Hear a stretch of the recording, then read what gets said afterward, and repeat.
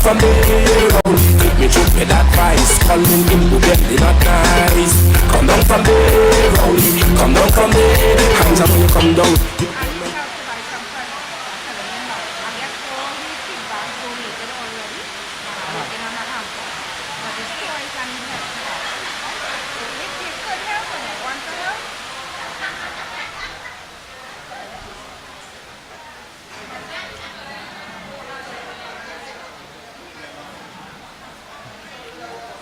Hindi ko lang kami sa ina.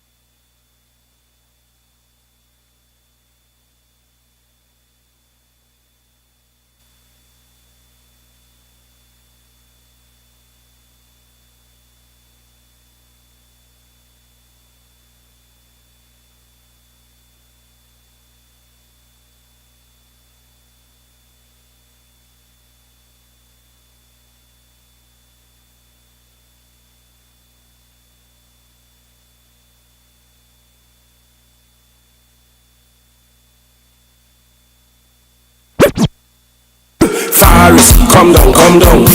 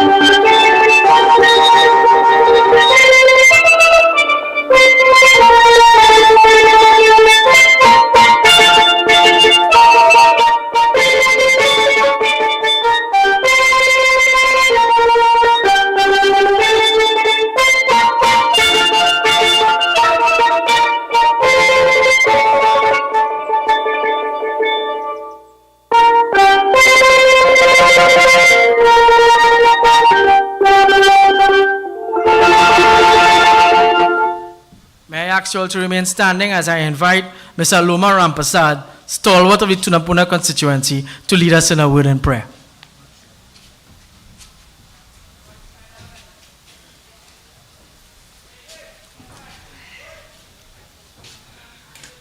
Good night. Bow our heads, please.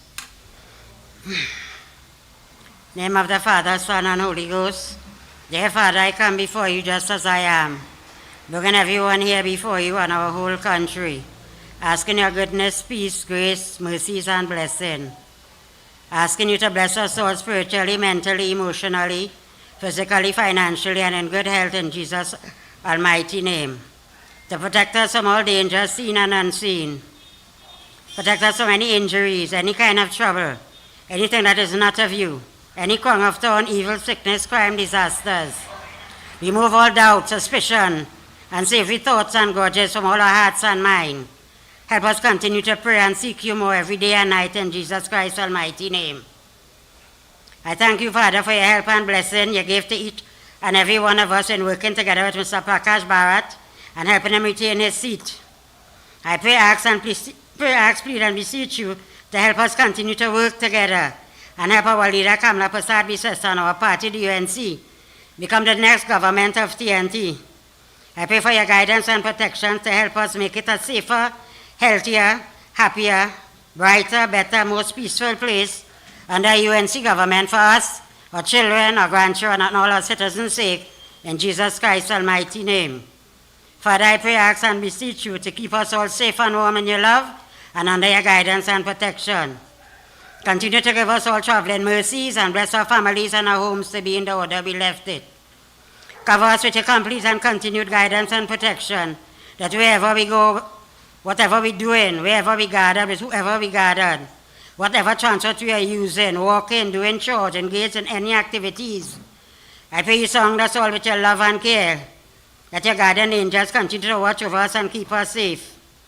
Father, I thank you for all you've done, all you're going to do, and all that I've asked, all that I've failed or forgotten to ask. I ask you no other than through our Savior, your Son, who liveth and reigneth with you, and through whom all things are possible. In Jesus Christ's almighty name, amen. Thank you very much. I invite you all to take your seats. UNC family, how are we feeling tonight? Let me hear all you again. Where are we tonight? The UNC has rolled into the corridor again as we are in the constituency of Tunapuna. We are in the electoral district of Kora Paradise. We are in Kora. So tonight, the UNC is here with the pavement report. And I will not keep you too long, but tonight we have a battery of speakers. We have our councillors from TPRC. We have a guest councillor with us tonight. We have firebrand MPs here tonight. We have a man who is a stalwart of Tunapuna who is here tonight. And to kick it off, I want to welcome the shadow councillor for La Hokata Wallafield, a man who has been working the ground, a man who was just 200 votes away, and I am telling you, he would have been the councillor, and he's working still better than the current councillor. Let us all please welcome Mr. Kurt Moore.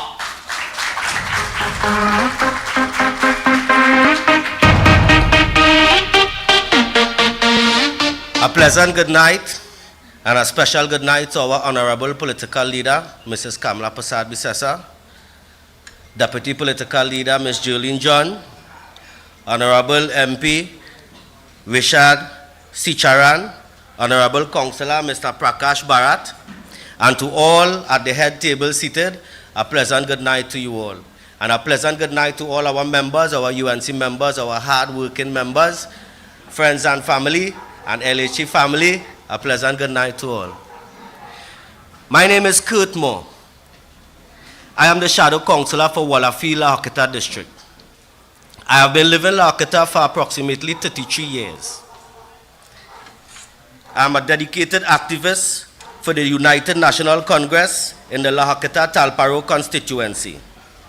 I have resided in La Hokata a while.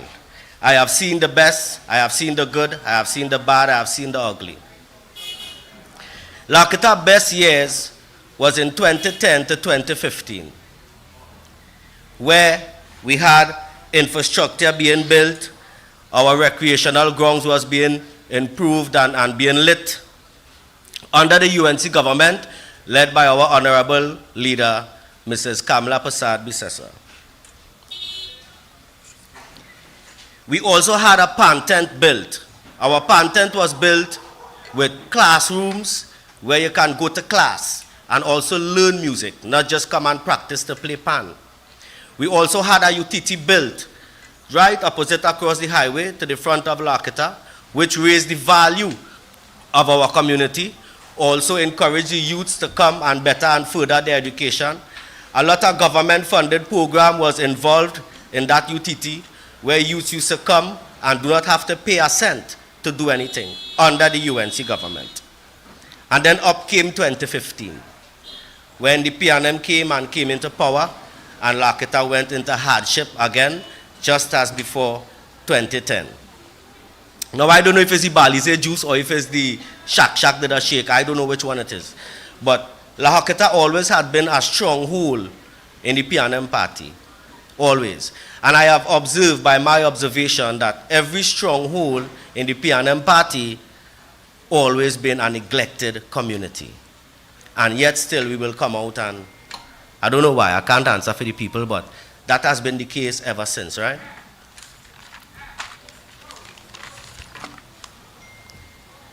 For a number of years, Lakita has been infested by crime. Murder rate high, prostitution, extortion, lack of employment. That's the case in Lakita for a number of years. The youths have no direction, nowhere to turn. Young ladies walking up and down the road with no direction, no money to go to school, nothing to eat, and the criminals are taking advantage of that situation. Things need to change, but change starts with us. And not just us as a party, but us as a people. You can't say you want change and not change within yourself. We need to change our mentality first and let that be the change, and that will be the outcome. And I hope in this 2025 election coming, that we can see this change, we will open our eyes, and the UNC can take government. Because under a UNC government, Trinidad always succeed and always progress. UNC works. It is statistically and factually proven that UNC is medicine for Trinidad. Every time the PNM government run this country down to the dogs, is UNC does come and build it back. Piece by piece, like a puzzle. Take with time and build it back. Every time.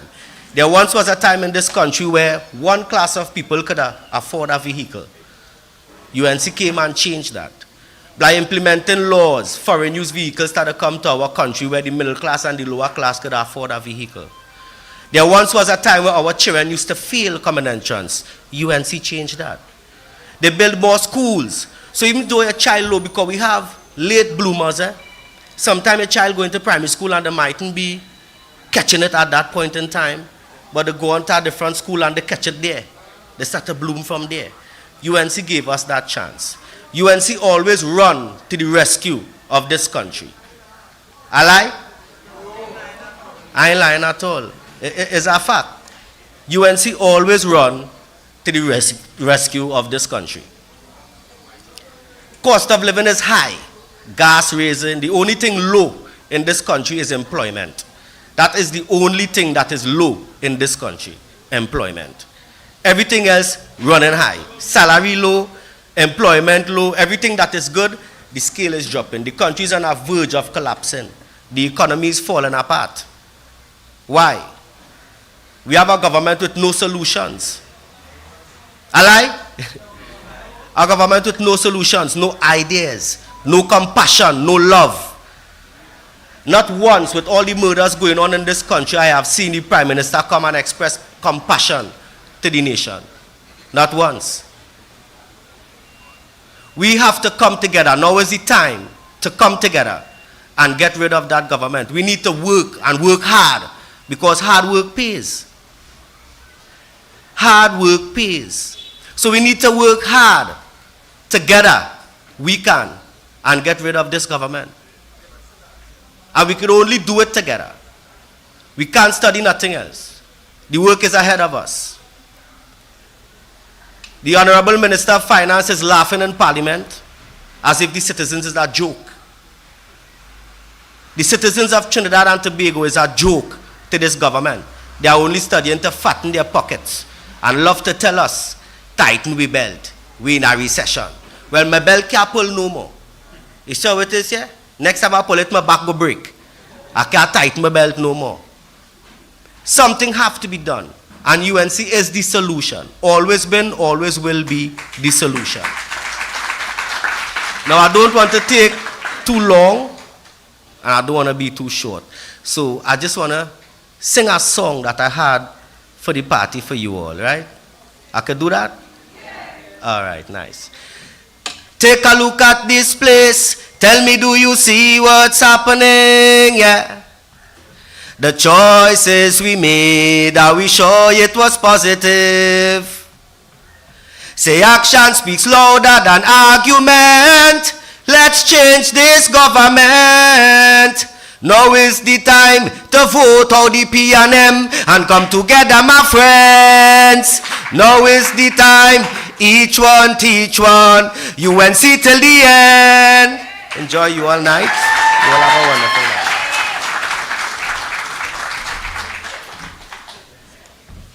Yes, man. Well, you see talent? Let's hear it for Kurt Moore, Well, you hear talent? That is talent, man. Ladies and gentlemen, let me take this opportunity to let us welcome our political leader as she's viewing this meeting tonight. Let us say Tunapuna welcome to Kamla Prasad Bisasa. The UNC is in Tunapuna. Ladies and gentlemen, moving on, we're moving quick and fast. I now bring to you one of our newcomers. She's a graduate of the University of the West Indies with a Bachelor of Education. She's a school teacher by profession. She's been a UNC activist since a young girl. She is our first-term councillor. Please welcome to the platform the councillor for Kelly Village, Warrenville. Let us welcome TPRC's very own Kamla Pagu.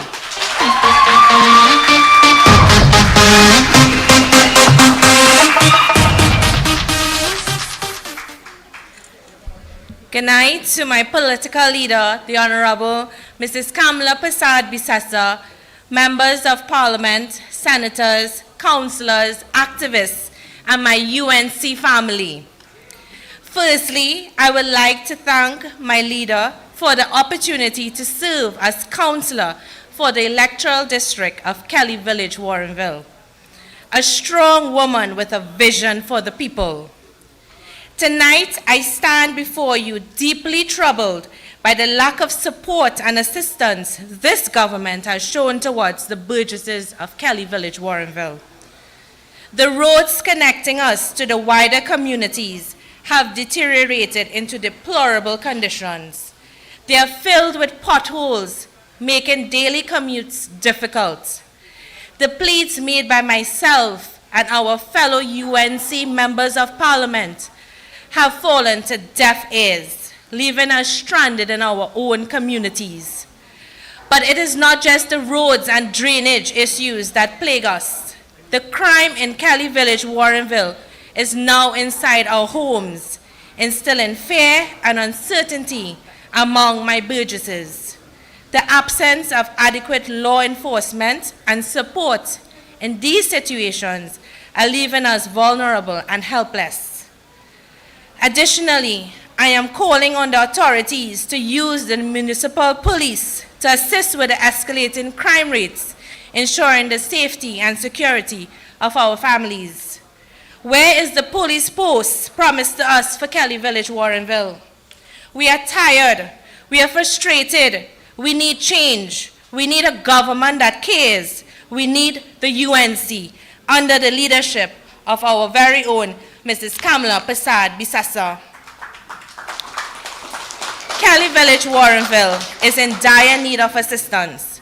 With my intervention in my first term as councillor, I am pleased to announce that through my developmental projects, work have been placed in the areas such as Sewnarine Trace road paving, Haraxing Trace, box drains and crossing in the constituency of Caroni East, Marshall Trace Extension, box drains, Rampole Avenue, box drains in the constituency of Shogunas East, Ajoda Road Extension, road paving, Alligator Trace, road paving in the constituency of Shogunas West.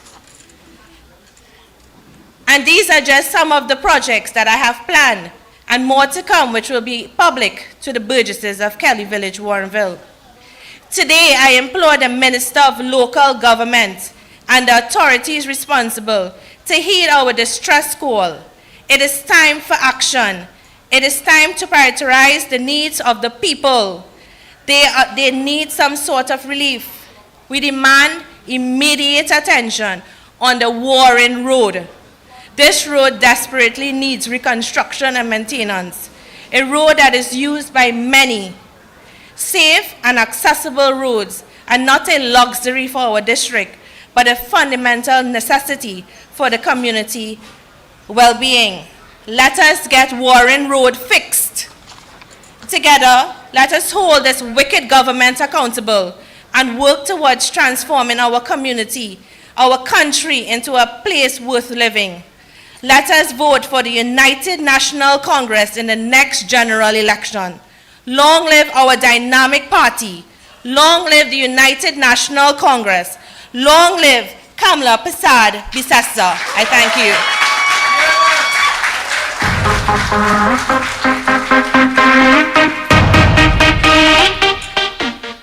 Yes, man. You see, young talent again. The future of the United National Congress is in good hands.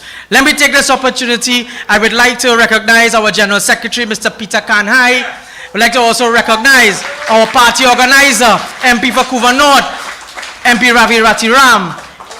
I will recognize others while the meeting is going on. As I said, we are here, the pavement report. The pavement report, we bring the party to you. We bring the party closer to home. We bring the party closer to the ground. This is why, in the vision of our political leader, why we have the pavement report. And within that, I want to bring to you another member of the team of Team TPRC. He's a teacher by profession. He teaches art at the secondary school level, nurtures the artistic talents of his students. He's a second-term counselor. He's a cultural activist. He's even a local actor, believe it or not. Trust me, I see him in a movie. Man have a good Indian accent.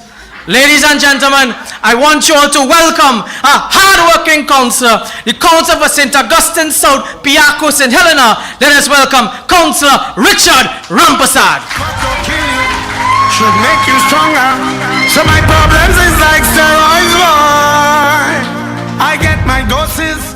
Thank you very much, Chairperson Brian Bake, for that very kind introduction. And I encourage you all to check out the movie Agman, starring yours truly.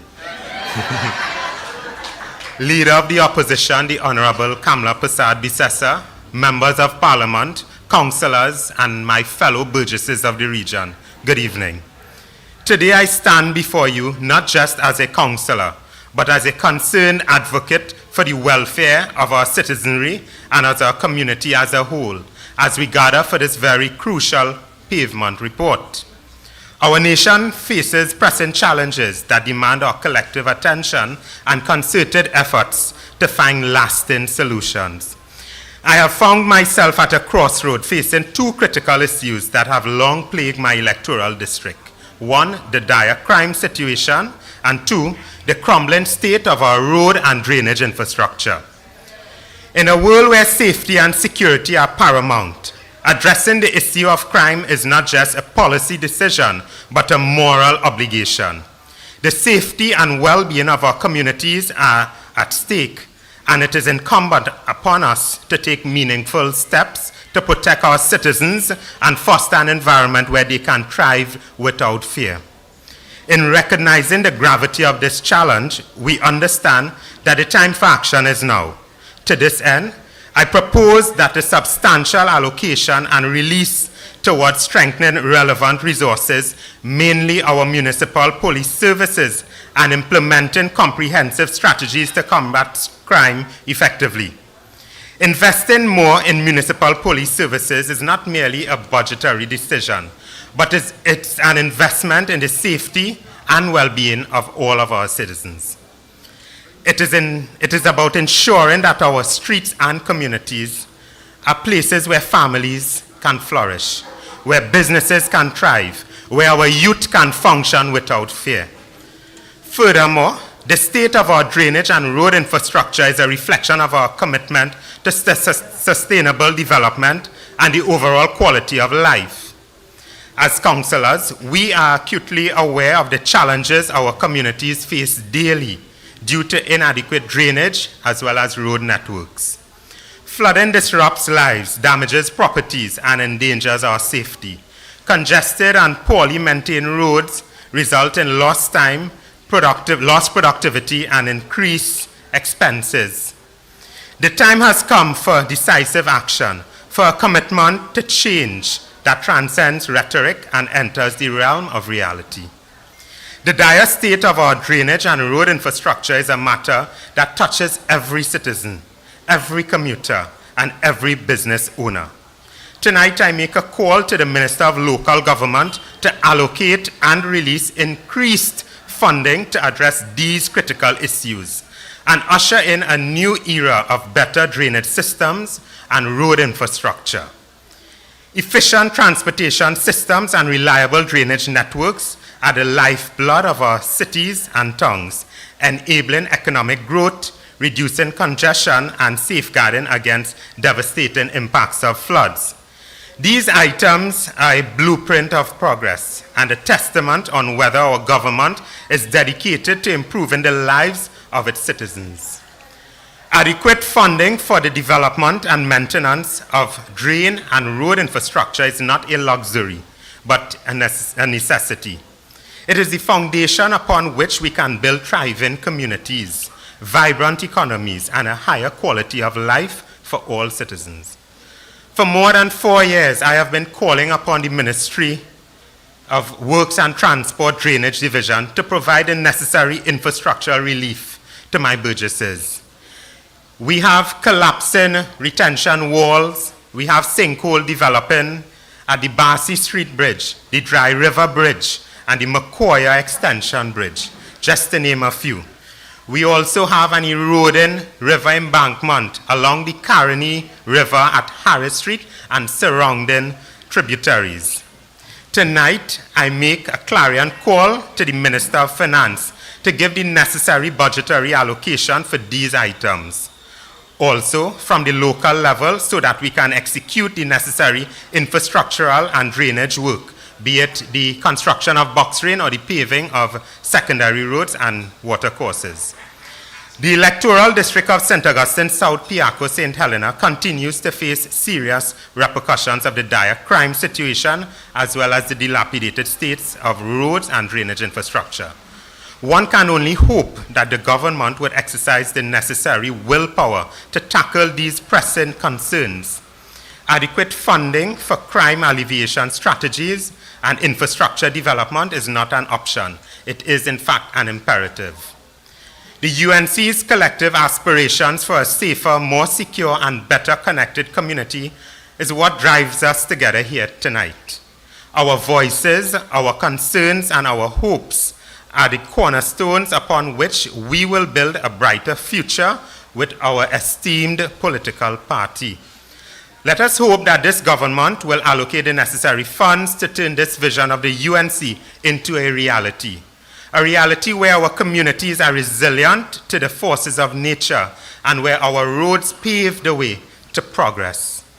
As a councillor, I am dedicated to representing your concerns and aspirations at the heart of our respectable political party. Together, we can chart a course towards a safer, more secure future for our beloved country. I call on the Prime Minister and the respective ministers for our beloved TNT to wholly commit to mending these social and infrastructural challenges for the citizenry, as well as acknowledging our pleas and inputs for proposed resolutions. Tonight, I thank you all for being here, and let us embark on this journey of change, progress, and transformation together. Thank you. Kill you should make you stronger. So my problems is like steroids, boy. Yes, let's hear it for Councillor Richard Rampasad. And yes, the two councillors before talked about crime. Well, yes, the whole country is overrun with crime. But the question to ask is, well, where is Fitzgerald Hines? Anybody know where he is? Where him? He's sleeping? He's somewhere? Well, here what?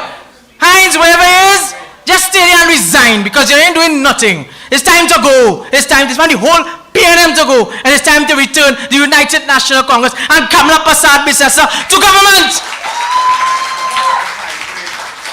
Before I introduce our next speaker, I want to recognize and thank our hosts for today, the El Dorado Youth Group. Let us give them and thank them for allowing us to use here.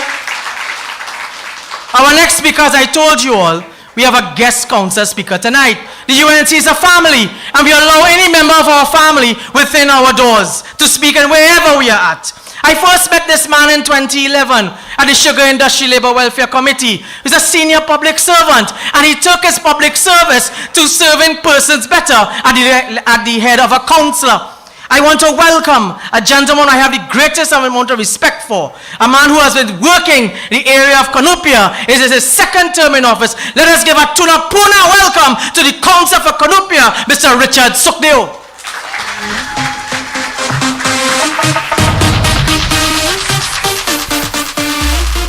Thank you, Brian, for that introduction.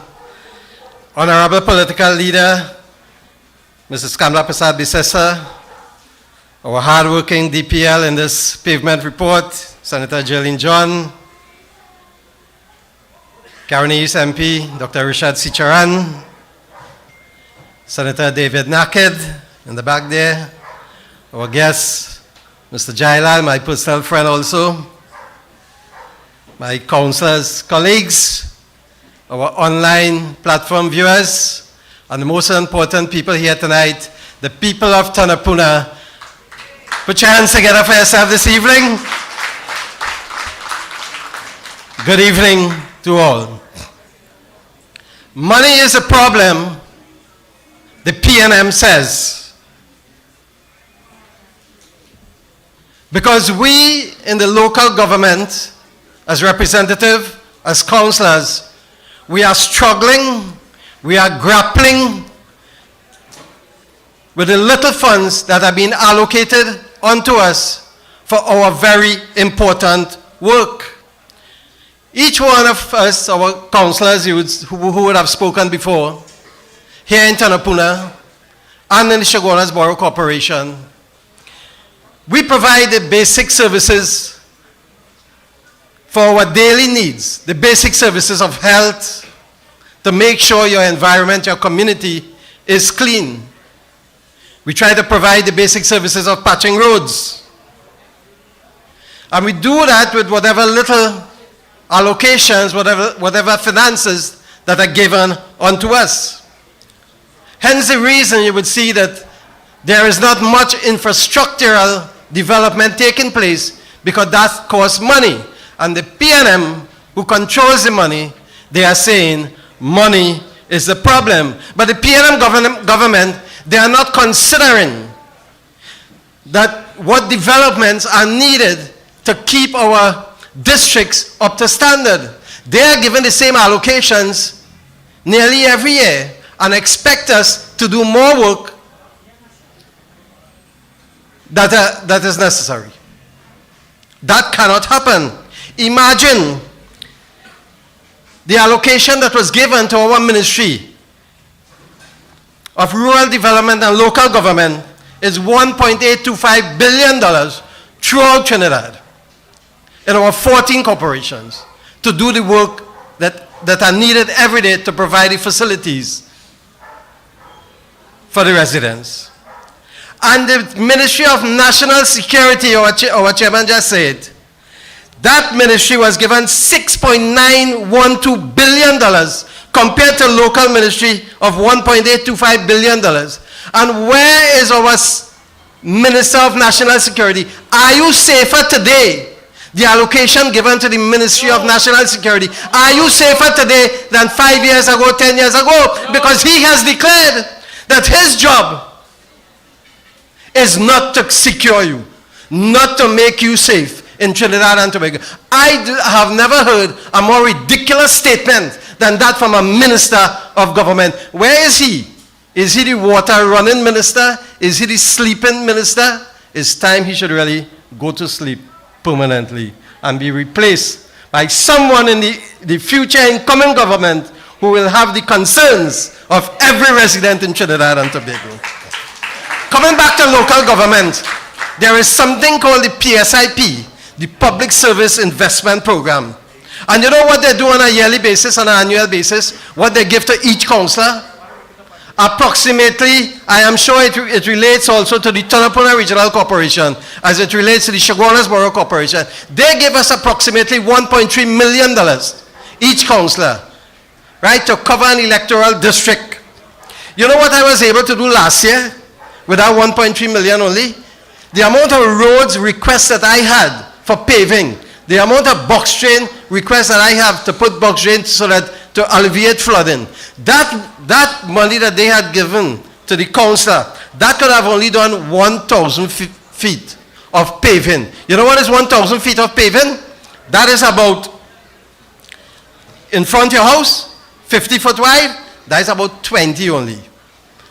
I have about 5,000 houses in Tunapuna, and they could only give money to pave about in front 5.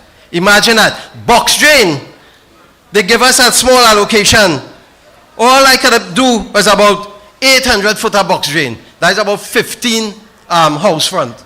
And everybody wants a box drain because there is a flooding problem in Trinidad and Tobago. We cannot do the work. You know what people are saying now? Remember the partnership government of 2010 to 2015? They called us the box drain government. Well, everybody crying out now and said they want back the box drain government because everybody wants some sort of infrastructure, some sort of development in front of their home. Listen, as representative, every councillor you would have heard speaking here, and everyone to come, they would want to pave every road, provide every box drain, and everything to you. But the PNM government is saying, money is the problem. You see, they do not seem to understand the dynamism of local government. We are the first call. We are the ones that have to come to first. I see my light ticking, so I have to go on fast. I just want to highlight 2 things very quickly in the Tunapuna district. There would be a road called Hasarat Extension. The thing have sinkhole, it have crater, it have... once a car fall in it, half of the car went on it. And listen, that road leads to 2 schools, Gillingham Government Primary and the Hasarat High School. And people are complaining, they are about to protest. I wrote the minister on that road. Listen, I wrote the minister, look at the letter in my back pocket here. I wrote the minister on the 15th of November because the people were about to protest. You know, I called the minister's office and I said, what about this letter? I told the minister's office, I say, kindly acknowledge itself now, so at least we would have something on record. Up to this day, the Ministry of Works, they have not even sent an acknowledgement to this letter. Is that the type of government we want? Even, right, I have to move on, I can't stay on that. The Bridal Bridge, which they took down, they gave out a contract. All approvals was given, a feasibility approval contract awarded. WASA had to give approval because there were 2 main lines running there. After about a couple of weeks in the contract had to stop. Thousands of cars use that bridge every day. The contract had to stop because WASA bungled with the design. They stopped the contractor from working. The design that they approved, they said they cannot be used, and the contract had to stop, and the bridge work stopped for about 3 weeks. The residents just start saying, listen, this is nonsense. We want to protest. We have to call the government to account. So the residents form a protest. They say, Councillor, would you come? I say, of course, whatever it is to improve the efficiency for the people. We went and did a protest. And you know, after we did the protest, 2 days after the work started, we as council, we have to continue to put pressure on the government, call them to account, let them know that the people demand better. As I close here, I just have 2 minutes again. I want to say that PNM is saying that there is no money. But I want to tell you, if you look at the budget, we are receiving $56.1 billion in revenue. It is not that that this country doesn't have money. It's how the money is misused. That is why we at local government are suffering. Because they are not allocating the funds to it, but they are allocating it to different level. Look at monies they waste. Imagine they put Venezuela in a Holden Bay and they had to pay them $2.5 billion. Wasted money. Mismanagement. Terrestrial Dabadi here, closed down. closed down the housing where we had to spend nearly, where it spent 100 million, the repairs costing more than 100 million. Mismanagement, Commission of Inquiry, $500 million, and the PNM saying we have no money. They have no money to give us because they are wasting the money. The finances are wasted, mismanaged, and there is cronyism, nepotism, and they are not called to account. I am saying, ladies and gentlemen, I am saying, brothers and sisters, I am saying, friends, that we, the UNC, the United National Congress, we are a government in waiting. We must remove, we must replace this heartless, this harsh, this tax till you're dead government. They will tax it till you're dead, and replace this PNM government with the United National Congress so that there could be a caring government, a compassionate government, under the leadership of our esteemed, our indomitable, honorable political leader, Kamla Prasad Bisesa, where government will be people-centered and people will be taken care of first. Long live the United National Congress. Long live our political leader, Kamla Prasad Bisesa. Long live Trinidad and Tobago. God bless you. I thank you.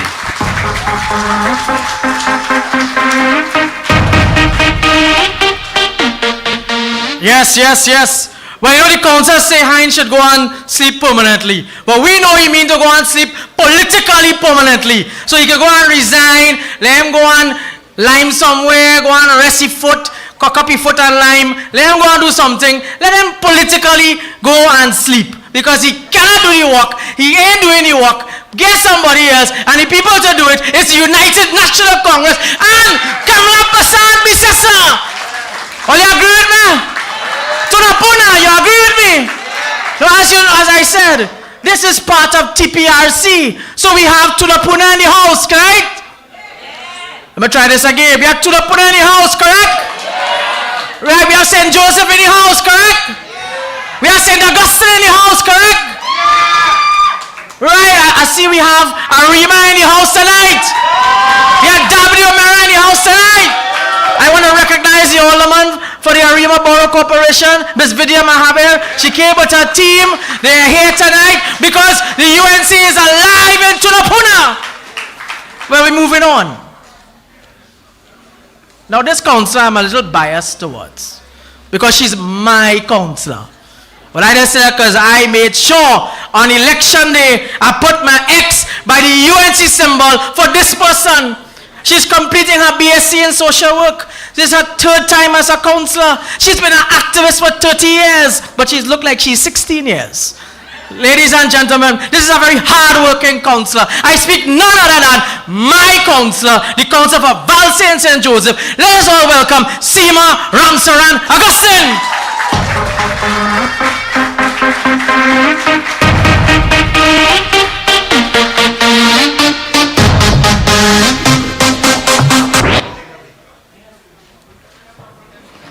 Thank you, Brian Big. Now, you know, Brian is one of my burgesses that supports me a lot. Anytime I have problems or need assistance for any other burgesses in my district, I would reach out to him. So thank you very much, Brian. Honorable political leader, members of parliament, senators, my fellow councillors and aldermen, and you, my UNC family, pleasant good night. Now, before I start, first to begin, I'm only 30, so I know you're probably wondering my age. So I'm just making that clear. Tonight, I want to first bring some greetings to you from the district of Valsay and St. Joseph and shed some light on issues we as councillors face on a daily basis, in not just the district of Valsay and St. Joseph, but throughout the region of Tunapuna Piako. But before I proceed, I want to pay a special tribute to our leader, the Honorable Kamla Prasad Bisesa. Now, you all know we have a leader who is very, very strong. Do not allow people to mislead you. We have a leader who is loving and caring. We have a leader who is full of compassion. Not many political parties could say this. Leader, we admire you and we love you. So we just want to share some love tonight and help you to stay strong. I will not be very long tonight. I will get straight to the points. As a councillor for Valsay and St. Joseph, I have been working vigorously, trying to alleviate issues within the district. Some of these main issues are repairing the roads and drains within the district in an effort to alleviate flooding. Our roads are deteriorating rapidly, urgently in need of maintenance. Councillors face a lot of challenges, mainly the lack of resources to fulfill our roles as councillors. If as councillors we get the resources we need, we can do so much improvement in different communities within our districts. Ministry of Works, they wait until the rain and storms are upon us to be helter-skelter because all the water courses are not cleaned. No fault of the workers within the ministry, I must add. The problem is they are always await releasing of funding. Minister of Works, failing one more time again. You could just imagine the situation would have been in if Trinidad and Tobago experienced a disaster like some other Caribbean countries. I thank God for His mercy because this government definitely not prepared or can deal with a real disaster. Then we have another failing ministry, Ministry of Social Development. Now these issues, most of them don't really fall under local government, but it affects our burgesses and they reach out to us for help. Imagine a system that a person has been collecting a disability grant for years, and this person now reaches the age to collect a pension grant, has to wait no less than 6 months, sometimes years, to collect their first pension check. Now, I'm not talking about who now going into the system, so you could just imagine who have never been in the system before and now going to apply for pension. I'm talking just giving you an example of a person who has been collecting disability all the time, now reaching the age of 65. This person, a citizen of this country who has no other means of income support, this person has been on the system for years collecting disability. How will this person survive? How will this person buy food or pay rent in some cases? Madam Minister, you need to care about people to be a minister in this ministry. You need to have some compassion.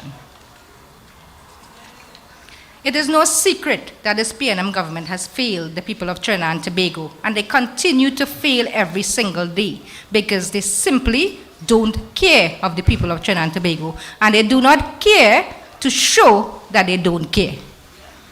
That's how brave they are, especially the Prime Minister of this country. How much more suffering can a citizen take? Tonight, I want to call upon the Prime Minister of Trinidad and Tobago. Mr. Prime Minister, you definitely cannot do the job of running this country. Call elections now. Yes, yes. I stand here tonight on behalf of the citizens of Trinidad and Tobago, and I beg of you, please, no more suffering. Call elections. Let the people of Trinidad and Tobago get back a Prime Minister who cares and loves them and will take care of the citizens of this country. A Prime Minister who can do the job, who knows how to run a country, who has the wisdom, the knowledge. You know, a lot of people say she's getting old, but let me tell you something. She's one strong woman and she's very wise, she's very intelligent, and it's not an easy job to run a country. But I can tell you, the Honorable Kamla Prasad Bisesa was the best Prime Minister this country ever had and will become the best Prime Minister once again. So call elections now. Long live Kamla Prasad Bisesa. Long live the UNC. Thank you. Because what don't kill you should make you stronger. So my problems is like steroids, boy. Yes, man, let's hear it for Councillor Sima. Well, let's see, I tell all you know, that is my councillor. And she does work hard. And she's correct. Whenever you call on her, she is able to do work. And Joanne, as I see Joanne just now. And Joanne, you see Joanne says yes. So she has the approval of the people. Ladies and gentlemen, I want to recognize we have two aldermen from the Kufa Tabaki Talpara Corporation. We have Wazim Mohammed. We have Alderman Lee Daran Singh. We welcome you. Welcome to Tunapuna. And we're moving on. We're moving on. Ladies and gentlemen, I want to welcome a very dynamic, a vibrant young lady, a lady who is serving her third term as a councillor. She has an MBA from the Anglia Ruskin Institute. She is the current vice chairman of the St. Joseph constituency. She is the welfare officer of the National Women's Arm. She has been in this party and the politics for over 18 years. In fact, she served around the U-term period when I came into the U-term of this party, but she's still looking 18 years. So she's still young. Ladies and gentlemen, let us all welcome a very hard-working councillor, the councillor for Curep Paje. I speak none other than the hard-working, the dynamic Jalen Rupnarine.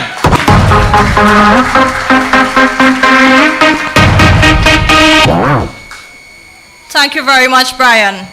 Honorable Political Leader, Mrs. Kamla Persad-Bissessor, Members of Parliament, Councillors, Aldermen, Constituency Executive, activists, those of you looking on via the internet, members of the media, and you, my beloved people and constituents of Tunapuna, gathered here at our pavement report. Good evening. Good evening. I am Jalen Rupnarine, your humble servant from the electoral district of Curep Paje. As many of you know, I have been in active politics for over 18 years, starting my journey in the constituency of the very own Darby O'Meara, and as an active before coming into being a councillor in 2010. Thanks to my honorable political leader, Mrs. Kamla Persad-Bissessor, who have been to me and would always be the best PM of our country. Agree? Back then, I can say we delivered, and we delivered with care and genuine concern for the citizens and their needs.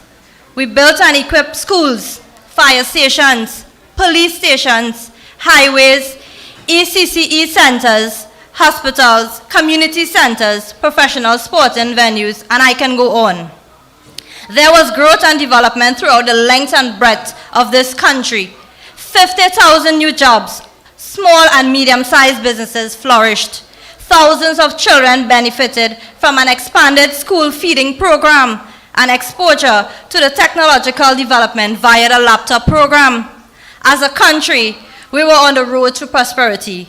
Under Kamla Persad-Bissessor, our human, financial, social, and economic capital was being developed. Our future was bright. Today, because of Rowley, Imbert, and their gang, our future is blight. After 8 years under this spiteful, vulgar, and vindictive Rowley-led PNM government, we are suffering, and the suffering continues without an end in sight. Crime is at its worst. Don't talk about the deplorable conditions of the nation's roadway and that we endure daily. So many potholes on the nation's roadway. Right now, vehicles have to, and you know how the song go, drift. What are they doing? Tonight, ladies and gentlemen, I want to focus on three main things. Drainage. For years, I have been begging Rohan Sinanan to have the Blackman River in Curep dredged and clean so that the residents of Abdul Lane, Joyo Street, Blackman Lane, Watt Street, and all the surrounding streets wouldn't have to suffer the stress of any time rain drizzle. Can you imagine the trauma and fear of having filthy water, rats, roaches, snakes invade your homes, bringing in diseases, day after day, week after week, year after year? Why is Rohan treating tax-paying citizens like this? Is he waiting for someone to die or to cry crocodile tears? Like his only ministerial colleague who boasted of crying one tear? Is it because we are not rioting? Is it because we are not blocking the roads and protesting in front of his house or his office? Citizens should not be treated like this. We should not have to beg. Rohan is being paid to do a job, and right now he has proven to be an absolute comprehensive failure. In any other country in the world, such failure would be fired. Instead, the Prime Minister endorses such incompetence and arrogance. Education. But it gets worse. Imagine we have not one, but two ministers of education, and I can't tell you which one of them is worse. Children from Curep, San Juan, Tunapuna, continue to be sacrificed because of this PNM spite and hate. 8 years ago, the new Curep Presbyterian School was 80% complete. Today, while our children have to walk or travel for miles, That school remains abandoned, looking like a forest covered in grass and trees taller than myself. A school that was almost finished was left to rot and become a health and security risk to neighboring residents, as it now houses snakes and pipers. Do you think Rowley and Dolly care? Just 2 weeks ago, I visited that school, and I was told a contract was awarded to have the cafeteria area completed. After 8 years of promise and nothing else, I tell you tonight, I do not believe them at all. The only time that school and the many other abandoned by the PNM will be finished is when Rowley and his band of misfits are thrown out of office. I am totally fed up of the excuses and promises. I am calling on both ministers of education to stop playing games with the lives and the future of our children. If they cannot do the job, get out and stop taking taxpayers' money to spy them. Have some shame and resign. One of the most important components of any successful society, and by extension the communities in them, is its ability to prepare children for their future. Education is the key in this regard, and our children deserve better. Funds. I wish to educate the public a bit about the budget. When the Minister of Finance stands and reads a budget in Parliament, he advises the public of money allocated to the corporations. Our eyes open big thinking we getting something. But as the young people say, don't get waxed. The disappointing part is that the money allocated and the money released are two different things. To date, we are still waiting on funds to provide essential services. The only allocations we get are salaries and provision of scavenging. No one needs to imagine the numerous complaints, photos, and videos I receive daily with large holes in my district. Let me call a few streets: Linden Street, Evans Street, Barrett Street, Belsmy Street, Knoll Street, Centenary Street. Almost like my whole district. Do you know most of these streets have school located on them, yet we can't find funds to do patching? Furthermore, do you know most of these holes are water leaks that were repaired by WASA, but the road restoration remained incomplete for months, causing them to expand to the size of an entire human being could fit. And for those who remember, yours truly ended up in a hole in McInroy Street, highlighting the plights of the residents. Tell me, who reimburses you? Who reimburses you for your damaged vehicle? The corporation? No. The government? No. Better must be done. Better has to come out of such situation, and we the people, you the people, must be able to benefit. This is our primary focus. Without you the people benefiting, nothing works, nothing functions. I am calling on the Minister of Local Government, Honorable Faris Alwari, to stop playing games and have some immediate intervention on releasing funds at the Tunapuna Corporation, and by extension, all of the corporations and borough. I call on him to make sure that the resource received by TPRC Corporation is shared fairly and equally, so that my area does not have to suffer because they are being victimized by the PNM. When will our National Security Minister wake up and get the job done? When will he do something to our citizens? Some hope, or make us feel safe one day? Tonight, ladies and gentlemen, I can go on and on and on and on about this government, this incompetent government. So my UNC family, I am asking you here tonight, join with me. Are you ready to remove the PNM government? Tunapuna, are you ready? Enough is enough, and the PNM must be removed. Just as I believe we were victorious in the last local government election, we will be victorious when the next general election is called. And we will be telling you, Mr. Prime Minister, Dr. Keith Christopher Rowley, your current sitting as Prime Minister has expired.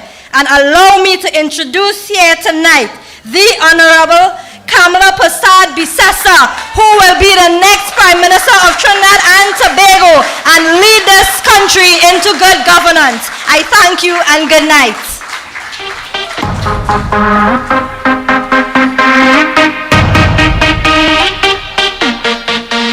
Yeah, man, let's hear it for the council, man. Jalen. Jalen talk about bad roads. Let me tell you something. There's something called PIP, picture in picture. But in Trinidad, it means pothole in pothole. And let me tell you something. You think only have smart TV? I have a smart car. The minute they see a pothole, it is mash bricks before I can mash bricks. It is moved to the side. My God, we need to fix the road. But if Rohan Sinan don't know what to do, well, it's simple. Time to go. All you agree? They have to go. They have to go. And only want an election. So when we call our election, we will put Tunapuna in the seat of government under the United National Congress, as well as St. Joseph, as well as Arima, as well as W. Mera, La Hokata Talparo. They are in the house here tonight. LHT, let me hear you. Aye, aye, aye. I want to now welcome. This gentleman is a former Northeast Regional Coordinator of the National Executive from 2015 to 2017. He's currently the chairman of the Tunapuna constituency. This is his second term as councillor for Cora Paradise, Tacarigua. He is our minority leader for the UNC in Tunapuna Piaco Regional Corporation. He is a dynamic man. He is the man who ensured that the UNC retained the the Cora Paradise Tacarigua seat. I talk about none other than the indomitable, the excitable Prakash Sukhdeo Bharat.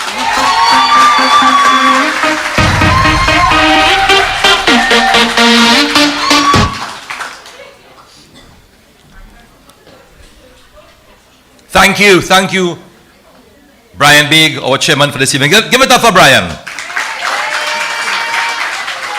Political leader of the United National Congress, Kamla Prasad Bisesa, all MPs who are here, senators, councillors, aldermen, you the activists who have come here to El Dorado today, in the heart of Tunapuna, to ensure that the United National Congress wins this seat, which is our first objective. Don't you agree? Yes. We didn't come here to play games, you know. And if all you like suffering, if all you like all the children and grandchildren, when you see that bell ring, all you go back and vote PNM. I live in a district called El Dorado. It's a city of gold, a proud city, a proud village. We are necessarily, I'm really grateful and thankful to be here in the foothills of the Northern Range. And when I listen to what's happening in this country and see what's happening in this country, as a councillor, I have nothing to say, but this PNM government is just a waste of time. I want to say a word before that, but I wouldn't say it tonight. It's just a waste of time. They have taken a good country and made it into one of the hardest, trying to make a life here in this country is so difficult. I speak to you tonight of three areas. First as councillor, second as minority leader, and third as chairman of the Tunapuna constituency. I am telling you tonight, the PNM must go. The PNM must go because the PNM has not solved any problems in this country for none of us. The PNM has not solved anything for your children and grandchildren. The PNM has more or less obliterated your life, the small and medium-sized family in this country and their businesses. PNM has been poor in education, poor in health, poor in the economy, poor in infrastructure, poor in social assistance, poor in crime. But look for WASA and TEDEC and all those agencies. Poor, poor, poor, poor. You all believe the PNM is anything but poor? Let me tell you. No, let me tell you. The PNM is just the way they run these things. My God, I don't know. Don't talk for foreign exchange, eh? On the issue of foreign exchange. You can get $5 US to when you're going to the bank to travel for a little leisure, and for a small business, well, you're going out of business. But you know, in Guyana, you're buying foreign exchange in the market. That is what the PNM has reduced this country to. As councillor, right up the road here, they're doing a housing project. They're going to put about nearly 1,000 people here. What do you think they call that? Come on, all the MPs of the United National Congress, MP Sicharan, and senators, Naked and who are here, let us get let us wake up 1,000 people in Tunapuna. Tunapuna, go on with that. Let us have a serious response to that. MP Munilal, if you're hearing me, this serious business, you know, I have alerted everybody to this, and we must respond. And I'm asking you all, in the heart of El Dorado, in the heart of Tunapuna, another housing development is going on right now. We must respond, and we must respond very quickly. Right at my left-hand side, there's a school that was built under the United National Congress over 8 or 9 years now. The El Dorado Preschool Early Childhood Center. It has not been opened. Parents paying money for their children in preschool all over the place. And we have a school rotting away. They wouldn't open the school. The Member of Parliament for Tunapuna, Mr. Esmond Ford, over and over has said that school will be open. He lies, just like his leader. It's a lie upon lie upon lie. You understand? We are saying to you all, wake up and smell the coffee. We mean business. If all you want to change the government, be excited about the United National Congress and our great leader Kamla Prasad Bisesa. She is great. She's wonderful. She's powerful. She's magnificent. She's beautiful. Give her a round of applause tonight. Look, listen. Listen, I have been councillor for, well, big make a mistake. It's not 2 terms, it's 3 terms. And we do some paving. We do some patching. We do some things all over the place. But there are areas in this place here where the roads is like, somebody said the other day, some people scientists or whatever, astronauts were feeling with the Mars, and when they reach the land, and it's Trinidad they're reaching because it's crater. Hey, you don't know what I live in? Under the PNM? Under the PNM, what I live in crater land. All you have nothing in your pocket. All the people poor. Who put all of it? UNC? Not until 10 to 15. The UNC didn't put all of it. The UNC only had it nice on the 10 to 15. Great under the leadership of Kamla Prasad Bisesa. Hey, give her an extra round of applause again. Give her a round of applause. I built box drain on Achong, and right in El Dorado we're doing some pavements. I want to make here the Bollywood. Listen to me. You know how much we had to beg? Ask our councillors. How much we had to beg to get those things? They had no money for 3 years. Our construction team was cutting lawn. We didn't decide the road, but we had no money for cement, and even we couldn't buy toilet paper at a time. You know? That's how bad it is under the PNM. I want to tell you all that in TPRC, just the other day they had TPRC week. Tunapuna week. And I set up money they spend. Well, who wind down and who grind down and who... Nothing wrong with that. Part and parcel. But we ask them for the kakara for Diwali, we get $1. Not $1. We get $1. For a little Diwali, something to help the people, give them a hamper, a little something. Nothing, no kakara, nothing for them. But 1 week after, Senator DPL John, 1 week after, budget passing for $2 million. No! Cannot happen. It's not supposed to happen. We in the TPRC, we are standing up and we are asking for accountability. Where did every cent go? And all our councillors, I want to congratulate all the councillors of TPRC for working with me as your minority leader, for ensuring we understand what this team is about.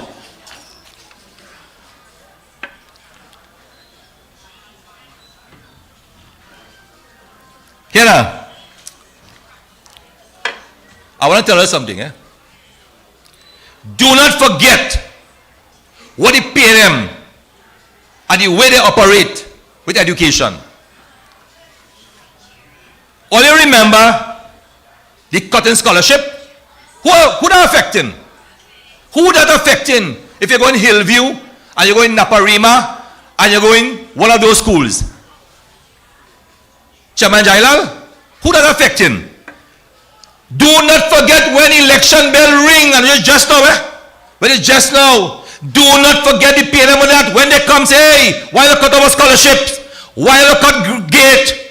Why did you cut the allocation for schools? Why?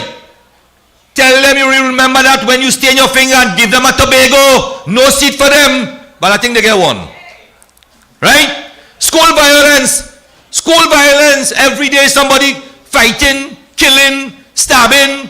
Nobody could get a handle on it. Remember, tell them, do not forget that. Do not forget that. Do not forget what they're doing in your health situation. Look what's happening in health. You go to the hospital, it has no medicine. You can't get a Paradol. It has people who in the corridor for 3 days. Recently, my brother-in-law went there and 3 days he spent on the corridor. He died there a couple weeks ago. No treatment whatsoever. No beds. But don't talk about the COVID response. 4,000 deaths. All will forget it. All will forget it. People, wake up. Wake up. The UNC is telling you all, we are the party. We are a ministry of the people. We were giving social grants left, right, and center because we cared. Them don't care nothing. Other speakers told you that. Do not forget them. Do not forget them when they come. There are people who are burgesses who are still to receive grants. Still. But the minister come and tell you, everybody get grant. Lie. Just like the leader. Lie upon lie upon lie. But don't talk about infrastructure. Talk about that already. Pothole and hey, listen, everything just fall down on this government. Fall down. They haven't built a new road on the east-west corridor in the last, I can't tell how many years. Traffic situation so bad. We can't move from one point to another, but they put in 1,000 homes. Where are we going to go after that? Where are we going to pass? We tell them build a little bridge over the Kora River. Not going to listen to us. Don't forget them. Don't forget them when they come. Remember, they poor infrastructure. No new roads. Pothole galore. Everything gone crazy under the PNM. But don't talk for the economy.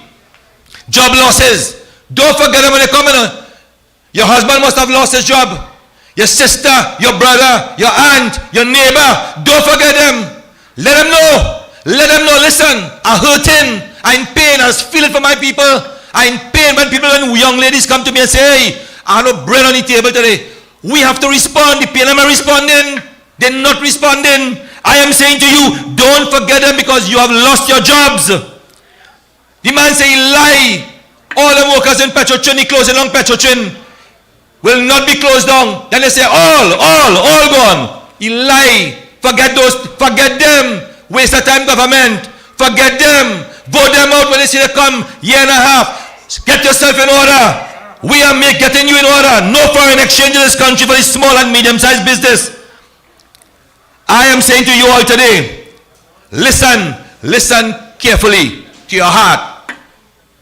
Anywhere you go, talk about the performance of the PNM. Anywhere you go, talk about it. Don't talk about social services. They take away everything from you. You can't get a food card, you have to run by the MP and the MP deciding. The MP deciding on this side here, east-west corridor. All right. The MP deciding who taking this food card, who getting this food card. And when as councillors, we have to talk to our people. How we telling them no food card for them? Chairman Jailal, how are we telling them that? They're poor, they don't have nothing on the table. Right? So the poor on the privilege of his country being brutalized under the PNM. That's you, that's me, that's your neighbor, that's your friend. Remember them when they come in. Remember them. Don't forget them. Don't forget them. I am saying to you all, right? Don't forget them. But remember the UNC. What the UNC did for you in 2010 to 2015. Remember the UNC. Remember your great leader. Remember all the great things that your leader did for you. Remember how she loved you. She cared for you. I say to every single one of you, vote them out when they come to you. Don't listen to them. Run them. Run them. Run them. Run them. UNC forever. UNC is great. UNC is great. UNC is powerful. UNC is important. Vote them out. Right now, it's you. Just like me. When talking about you, don't show I guess you are. I don't wonder how I want to get up. And every time I see it, I see through. I'm ready to help my brother to get through. I just want to stop. I feel like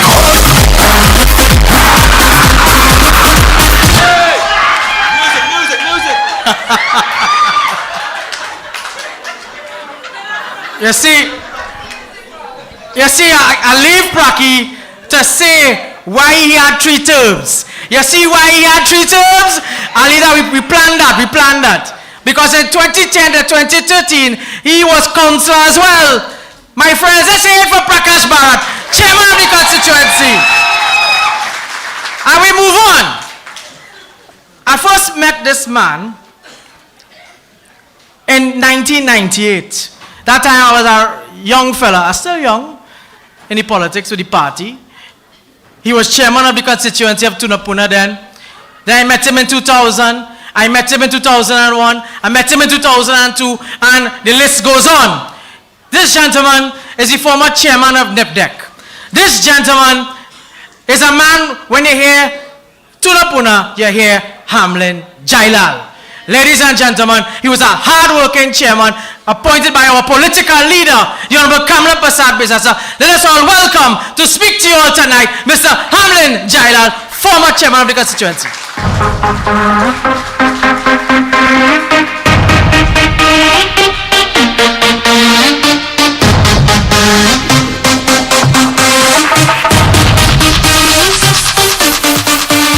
Because what will kill you. Thank you very much, Chairman Brian. Chairman Brian is on fire tonight. Deputy Political Leader, Senator Julian John. I see Senator, my good brother David Nakra at the back. MP Dr. Sicharan. I saw MP Ravi Ratiram. Hard-working councillors, all the men, people of the East-West Corridor, a warm welcome to Tunapuna. And you, the people of the Tunapuna constituency, let's hear it. Very special welcome to your very own constituency. And I left the best for the last, our dear political leader. And the next Prime Minister of Trinidad and Tobago, the Honorable Kamla Prasad Bisasa. Brothers and sisters, in less than 2 years, the people of Trinidad and Tobago will head to the polls to vote for a new government. Yes, it's that time again. It's clear to all who will be leading the UNC into the next general election, and her name is Kamla Prasad Bisasa. It looks as though the fellow called Dr. Keith Rowley might be leading the PNM into the next election. So it becomes Kamla versus Keith next general election. To the undecided voter, to those who don't vote, and there are many people who don't vote, to the disenchanted voter, and there are disenchanted voters in this country, to all the voters, I think it's only fair that we hold up the scorecard, the score sheet of Kamla Prasad Bisasa when she was Prime Minister between 2010 and 2015. And we must hold up the score sheet of Dr. Rowley for the last 9 years. We must make a fair comparison. That's only fair. We vote for performance. We vote for people who can deliver. You know, if I take a quick look at Team Rowley's scorecard, quick look, see, time going fast. If it were cricket, first batter, Doc on Dr. Rowley team. Second batter, Doc again. Third batter, Doc, you get me drift. They have done little. But Dr. Rowley understands golf very well. So if I put it in golfing terms, and you all may not understand golf, first hole, triple bogey, that's a horrible shot. Second hole, quadruple, even worse shot. And the worst shot in golf is you hit the ball out of bounds, lost ball, you have to start all over. I think under this government, plenty lost balls. Brothers and sisters, under this government, we have spent almost $500 billion. I didn't say million. $500 billion since 2015. That is a staggering figure. And I ask, what do we see for that money? You answer. Has your life improved since 2015? Answer. Have conditions in this country improved since 2015? I ask you tonight, is it a safer country under Dr. Rowley? The resounding answer is no. Do we have better healthcare system? We have Dr. Sicharan, and I know he will address that. What about our roads? They call it the pothole country. All our councillors can attest to that. What about water? Protests all over this country. No water in pipes. You only have water when it rains and it floods. More and more home invasions. I think Councillor Praki Barrett referred to it. You go to the bank, can't get a US dollar. That is what is going on under this. Food prices are soaring out of reach of the common man under this present government. That's just to highlight a few. Everything is crumbling under this government. Every institution is falling apart. Society is in decay. You know, as I say, society is in decay. I only pick up the newspaper this morning, The Guardian. Children's authority sees increase in child abuse. We're speaking about our children. They said for the last 9 months in this country, 4,444 reports of child abuse and maltreatment reported. What about what not reported? And what is the government doing about that? I sure it might be 3 or 4 times not reported. That's the future of our children. And we know Kamla Prasad Bisesa is passionate when it comes to protecting our children. What is the government doing? Very little. Someone referred to school violence. You know, I thought only men fight in school. But when you see the videos on social media, is girls beating girls? That's worrying, frightening. I see it in Tobago also. Girls beating girls. I asked the Minister of Education, you're a woman. It must be in you. Minister, you must be an intelligent person. But what are you doing about it? You are the leader. You are charged with that responsibility. But it's a frightening scene, what is happening in our schools today. You know, I know there is a war going on in Ukraine. It's very sad. I know there is a war in Gaza. That one pains a lot. But sometimes I wonder, is there a war in Trinidad and Tobago? You know, since this government in power 2015, well over 5,000 murders. 5,000 murders. The majority unsolved. Some 90%. No one arrested. Last year alone, we went over 600. And the way it's going, as I speak, I don't know how many people were killed last night, but we're closing in on 550 as I speak to you right now. So it is clear, by 31st of December, we've gone over 600 murders again. That's what is happening in our country. But yet we held an emergency CARICOM summit in Hyatt, spent $5 million to solve crime. What crime? And the murder is just getting out of hand and out of hand. This is a country paralyzed with fear. Let us not talk about home invasion. People are leaving. There is a brain drain. Young people are leaving. No opportunities here. I sure you know what I speak of. I meet many university graduates. It's hopeless. No opportunity. So they're heading to greener pastures. Why?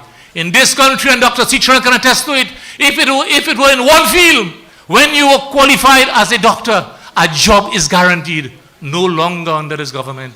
Job was guaranteed. No longer under this government. And that is what we face. That is what we face under this government. Brothers and sisters, I keep watching the how time is going, but look at our health sector, and Dr. Sicharan will address it. It's falling apart, and I just wanted to make this point now. It is not about doctors. It is not about nurses. It becomes a management issue. Sometimes I ask, you know, where are the boards? Where are the CEOs? Running government is like running business. You have to make smart decisions. You have to manage. You have to execute. But I say, too much pain, too much suffering in this land under this government. I feel for our children. I feel for our single mothers under this government. I feel for our pensioners. Christmas is approaching. It will be a bleak one for many, many of our people. So I said, we have to look at the score sheet. We must not take for granted what Kamla Prasad Bisesa delivered between 2010 and 2015. We must remind the population constantly the major accomplishments that took place in that 5 years. And if I look at Team Kamla's score sheet, I see Dr. Gopi Singh was the opening batsman. He scored a century. The man actually built over 100 schools. I see Jakwana opening batting. He triple century. The man actually paved well over 300 roads. I see Dr. Munilal came one down. They have no score for him, like he's still batting. And Ms. Jolene John could attest. Hundreds and hundreds of houses, police stations, health facilities. That was happening under Kamla Prasad Bisasa. You see, it looked easy because of how much was happening. But it is not easy. Sometimes we took it for granted when Kamla Prasad Bisasa was delivering all of this under her astute leadership. But it requires leadership, and she provided that. It requires inspirational leadership, and she provided that. It requires management skills, planning, execution, and that is what we got under Kamla Prasad Bisasa and her amazing team of ministers. And that is why in this country we made so much progress. To you, the undecided voter, those of you unsure, be fair. Examine what was achieved under her reign and what is happening in the last 9 years under this gentleman. You know, we can go on what happened under Kamla Prasad Bisasa. Laptops, she put 7,000 items zero rated, sporting facilities, new Costat head office in Chaguanas, Day-Bay campus, Children's Hospital, brand new teaching facility in San Fernando. Man, if I had 10 hours, it wouldn't be enough to highlight all what was achieved, and we must constantly remind the population of what was delivered under Kamla Prasad Bisasa. Brothers and sisters, Christmas is approaching, and I say Happy Christmas, Merry Christmas to all. And followed by that, we will say Happy New Year, but I want to tell you I have sad news. It ain't no Happy New Year. It ain't no Happy New Year. Let me tell you what you face in the New Year. You might very well face another 600 murders. Who will be those people? I don't know. Could be any one of us here tonight. Could be any one of us. We face another 1,000 more home invasions. Whether you're rich or poor, they invade your home. Could be any one of us here tonight, brothers and sisters. Property tax is low. That is coming. It is low. Increase electricity rates. It's low. It's coming. It's just to let you know how much more you will have to pay. I heard electricity rates, insurance premium will increase. Water rates is coming. It's coming, brother. Obviously, and our leader speaks of that dreaded inheritance tax. So UNC family, we have 19 seats.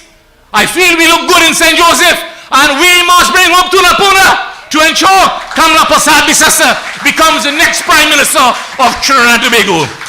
But as I close, I will leave you with a quote of our current Prime Minister. When he was leader of opposition, he told our beloved Prime Minister, and listen carefully, this is Keith Rowley speaking as opposition leader.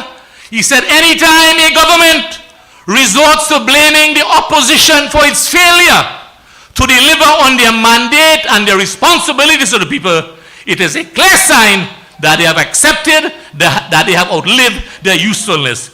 Mr. Rowley, Dr. Rowley, you're right. You have outlived your usefulness, and it's time you go and call elections, brothers and sisters. So I ask you, let us unite as never before. Let us work hard, brothers and sisters, and ensure whenever the election is called, Kamla Prasad Bisasa will be the next Prime Minister of Trinidad and Tobago to bring hope, to bring prosperity to all again. I thank you very much.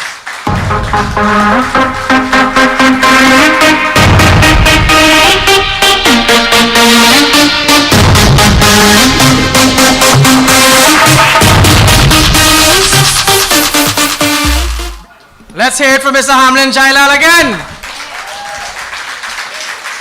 Ladies and gentlemen, our next speaker, well, like they knew I like football, so they don't have to introduce a footballer.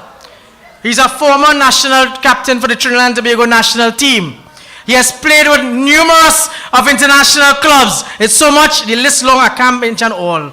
But I just wish he was playing for Manchester United. We might win some more. Ladies and gentlemen, he is the coordinator for the Tunapuna constituency, the man who ought to have been the member of parliament for Tunapuna, because when he's in the Senate, he gives them pressure. You could imagine if he was an MP, he would have had him running. He's currently one of our hard-working senators, hard-working coordinators. Let us all please welcome Senator the Honorable David Naked. What don't kill you should make you stronger. So my problems is like steroids, boy. I get my doses from all kinds of sources, and all of them still can't kill me now. In the name of God, the most gracious, the most merciful. I put this flag before you to point out that justice anywhere, injustice anywhere, is injustice everywhere. And remember that during the course of my conversation with you. Our beloved political leader was brave enough to make the announcement that we are in support fully with Guyana. Fully with Guyana. And what was told by the PNM, that she was only saying that because of the East Indian government that happens to be in Guyana. That is the modus operandi of the PNM. They can never deal with the issues. So they have a foreign minister, Amy Brown, who is a square peg, always in the wrong hole.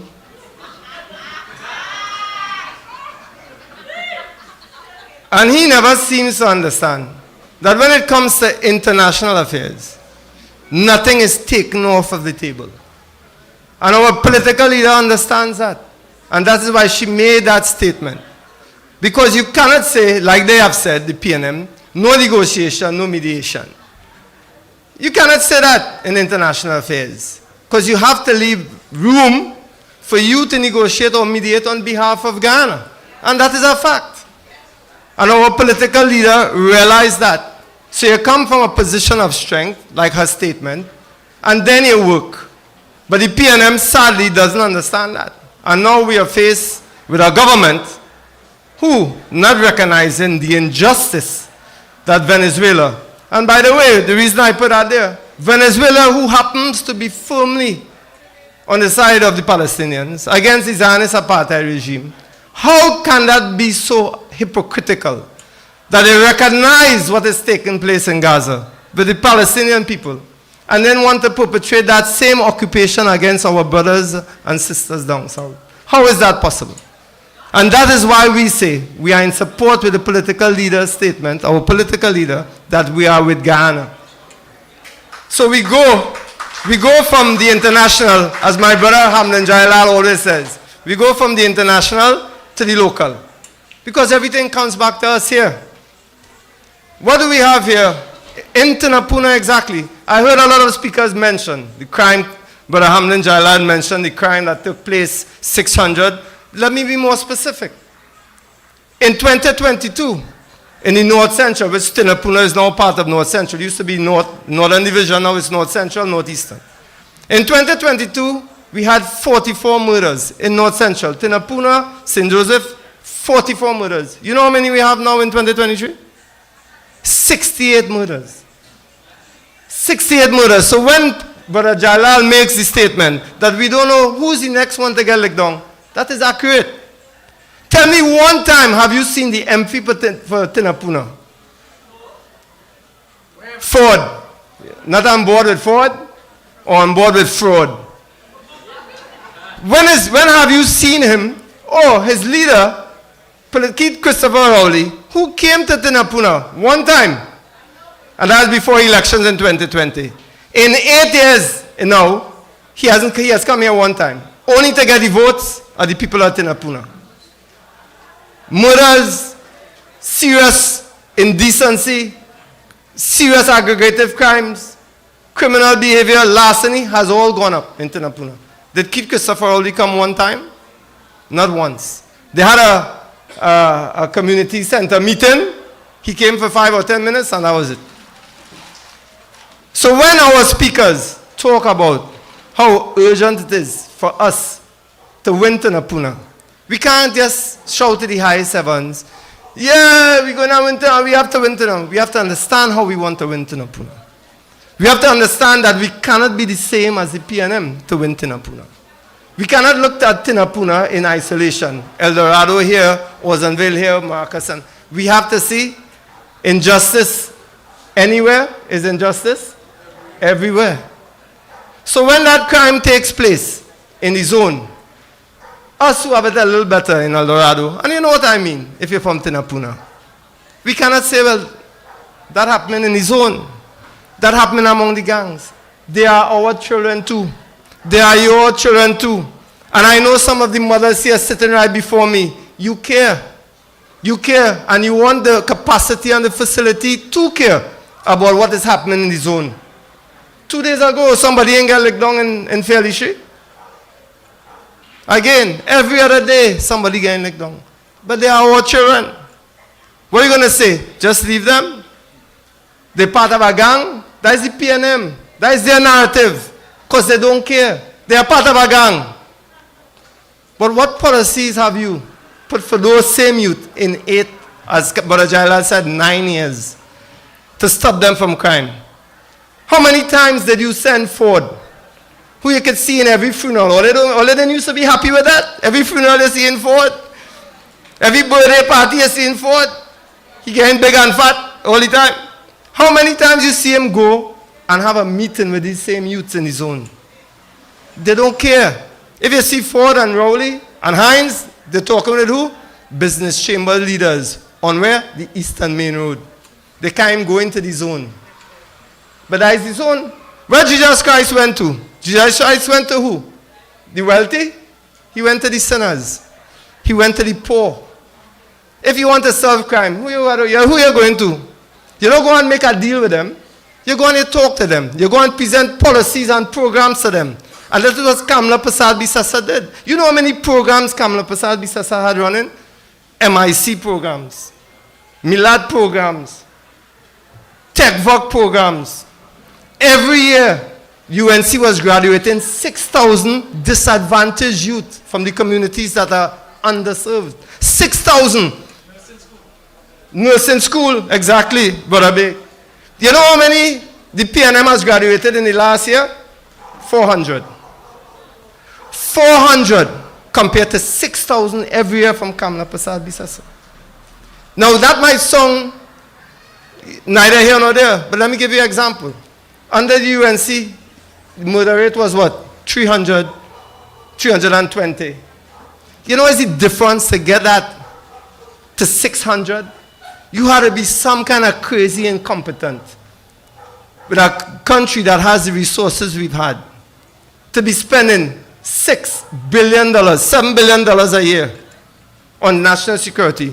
And you have the murder rate not going up 20% or 10%, but going up 55, almost 60, 70% compared to the UNC. That means not only you don't have any plans, you don't have any care. And that is the disconcerting thing as far as we are concerned about the PNM. You have to show a modicum of care. But you have Rowley running all around the globe as the biggest businessman that Trinidad and Tobago has ever seen, negotiating everything. Now, since when you've seen a prime minister who's responsible for policy and policy implementation, going and do business deals like he is Sabga?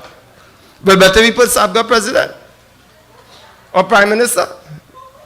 You cannot be responsible for crime reduction, policies to prevent crime, policies for healthcare, policies for education, and not be around in Trinidad and Tobago. You outside more than you inside. And that is significant, people of Trinidad and Tobago. That is significant for you, the people of Tunapuna. I'll tell you why. When I talk about education, I heard somebody mention gate. I'll bring it home to you. As we say, all politics are local. Tunapuna Secondary. Do you know Tunapuna Secondary, until now, doesn't have a sixth form? Have you ever asked yourself, why? Tunapuna Secondary, with all the poor, dilapidated infrastructure there has. I know, I go there and check out the school. I have a very good contact with the PTA. Tunapuna Secondary still produces, gets 5 passes, 95% of their students. Isn't that wonderful? 95% get 5 passes or more. A lot of their students go where? To the prestige schools after, in Form 6. You know that? Hillview, Asher Boys, they go St. Mary, some of them. And until now, the PNM who has been in charge of Tunapuna, for how many years? 40-something years. They can't find a sixth form for Tunapuna Secondary to service the people of Tunapuna. So sometimes I had a mother call me, begging me. Her daughter had 7 passes. And this is where it involves you. This is where your vote matters. Her daughter had 7 passes and she couldn't find a 6th form for her. I had to be calling down Central, down South to try and get her in a 6th form. So don't think it's just statistics you push out. These are the things that come to your household sooner or later. Your daughter gets 7 passes and she can't. So I went and take a look at the school. The school has enough space for a 6th form by far. You have to the eastern end, you have a big space there. You could put labs, you could put a 6th form. You think these are things with a forward-thinking government, with a leader with vision. Because as someone just mentioned to me, everything rises and falls depending on leadership. So when you see these things, and you see something, just a microcosm of what is the bigger failure of the PNM, Tunapuna Secondary School. And you look at that, they could keep the field, which is a nice aesthetic, and you could put a lab, you could put 2 labs, you could put a 6th form, and you have the Tunapuna people served. They don't have to be running all over the place. But that calls for vision. That calls for some leadership. That calls for an MP who has some ideas. Let me tell you, this is a serious thing. This is a serious thing. Because not only education is a way out of poverty, education is a way out of from a lower middle class lifestyle to upper middle class lifestyle. And that is what I'm afraid of when it comes to our people. Our people, the base of the UNC, we have used education. We have sacrificed for our children. You know that? Our people have sacrificed. What we used to say, suck salt, to make sure their children get education, to send them to university, become doctors, lawyers, so we could generate wealth, generational wealth. But what are we doing to those little boys who end up in the zone, out of school? Half of them failed at the SCA level. Half of them failed. Even more so, getting passes at Form 5 level. Where you think they're going to go? I mean, it doesn't take a rocket scientist to realize that unless you address the issue at the root, and not at the penal, and this is where the PNM loves to see our youth in the East-West corridor. Because you know, my concern is the East-West corridor. They have no problem seeing our young men and girls, meeting them in the penal system. So they come and tell you no bail, put pressure on the UNC, no bail, lock them up. While Kamla Prasad Bisasa and the UNC, what we say to them, hold on. Before you come with the no bail and the more punishment and the more fines, let's see if we can help our people at the developmental level. Just like all the UN programs suggest, just like all the first world countries suggest, what programs and policies can we put in place? And I promise you, and I make this commitment to you, whether I'm in Tunapuna or not, that should UNC come into government, Tunapuna Secondary School will have a Form 6 for the children, boys and girls of Tunapuna.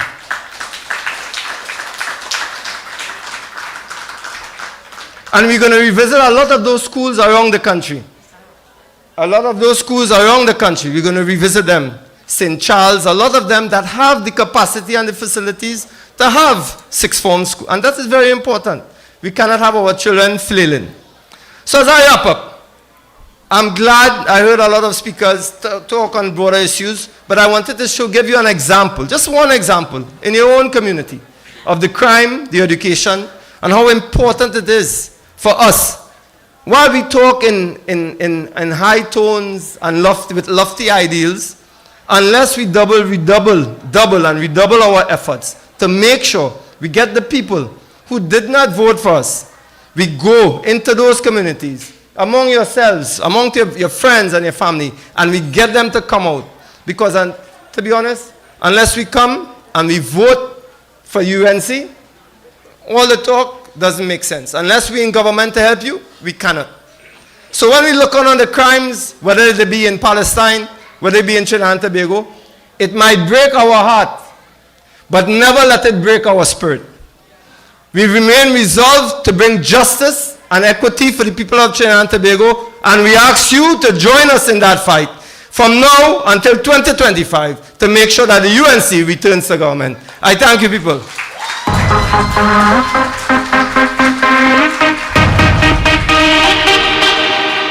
Yes, let's hear it for Senator Naked. Senator Naked, I want to tell you, I went to school in this district. I am an El Dorado boy myself. And I share your view and I support your view for Tunapuna Secondary having a sixth form. Let's hear it for that.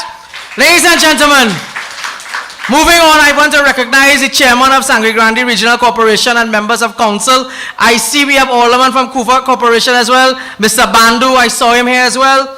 Ladies and gentlemen, I want to welcome now a very hard-working member of parliament who falls under his seat, falls within the TPRC, and this is family of TPRC. When this man talks, he gives the Alsing headache because he's able to show that the Alsing is the worst member of what am I saying? What am I saying? You know what? I'm from St. Joseph. He's the worst member of parliament for St. Joseph and the worst minister of health because we have a member of parliament who is a shadow minister of health along with our health minister team. Our shadow team for health. I welcome a hard-working minister, very humble as well. Let us know a man who has been a dentist for 20 years. I'm smiling nice. Ladies and gentlemen, all welcome MP Richard Sicharan, Member of Parliament for Caroni East.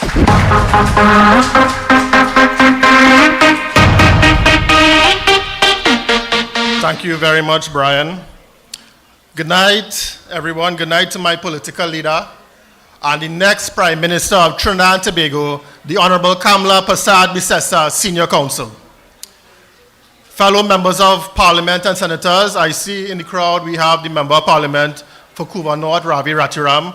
We also have our beautiful and most intelligent Deputy Political Leader, Senator Jolene John, as well as we have Senator David Naked, who also went to St. Mary's as myself and was the captain of the football team. So I refer to him as captain.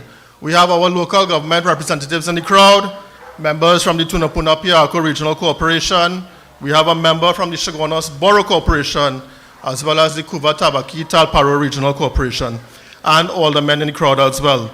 Members of the National Executive, General Secretary Peter Kanhai, Party Organizer Kirk Megu, as well as, of course, our Chairman and Legal Officer Brian Big, our friends from the El Dorado Youth Group, activists, foot soldiers, and those viewing at home and abroad, welcome all to the Tunapuna Pavement Report.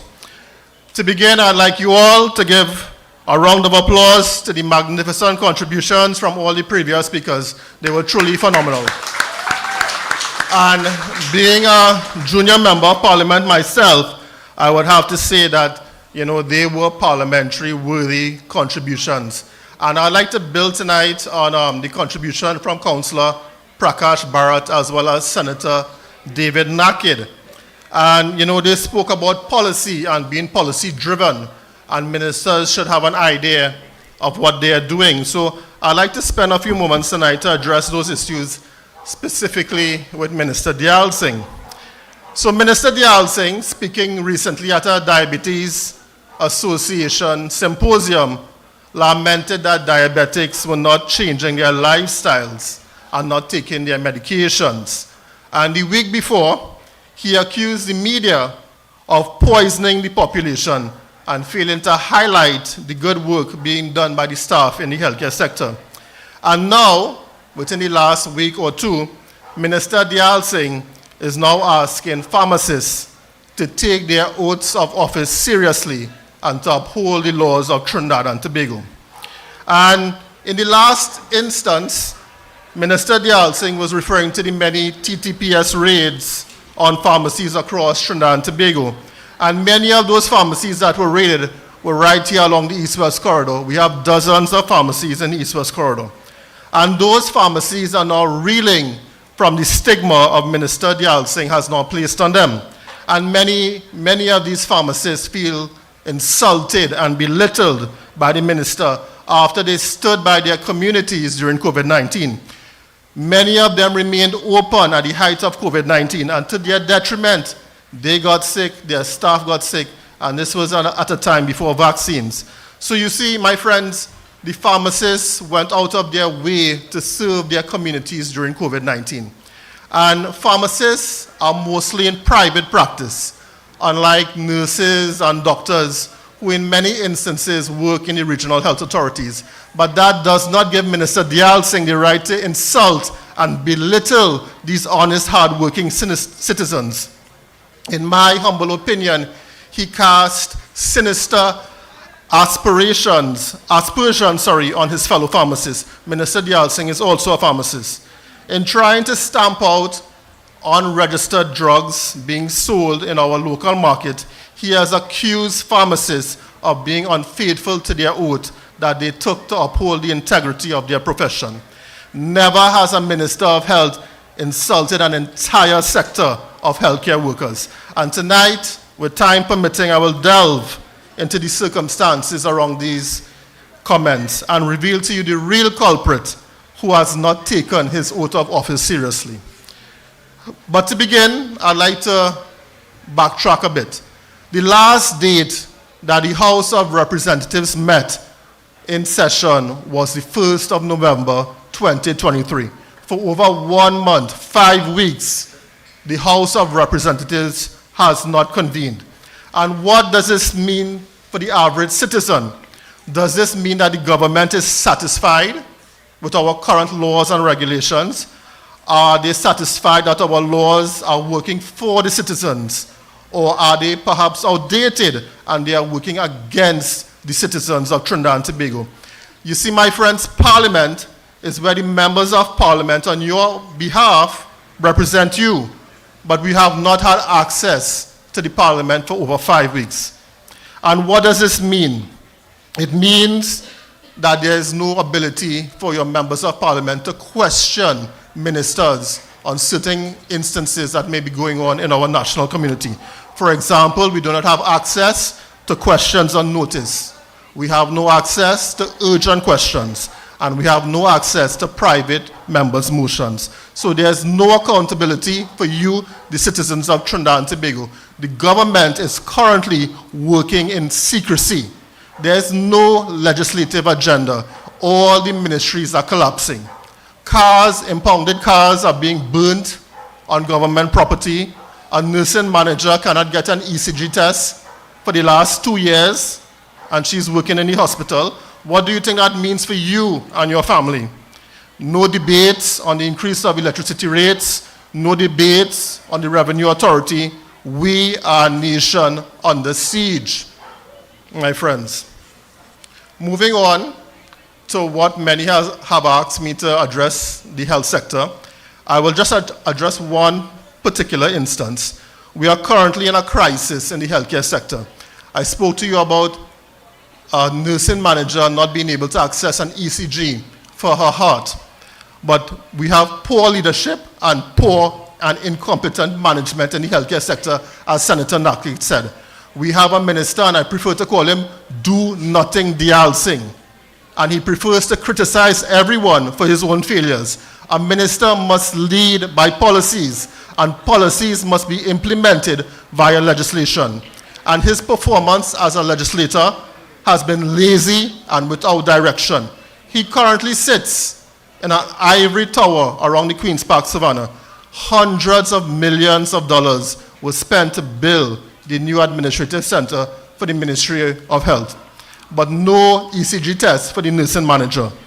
And pharmacies now are under the microscope of the TTPS, and their heroic actions during COVID-19 forgotten.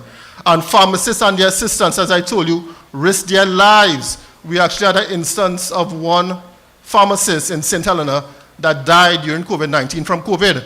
And what they are being subjected to now is a slap in the face for their service. And they have never been formally acknowledged by Minister Dayal Singh for their service. Shame on you, Minister Do-Nothing Dayal Singh. Shame.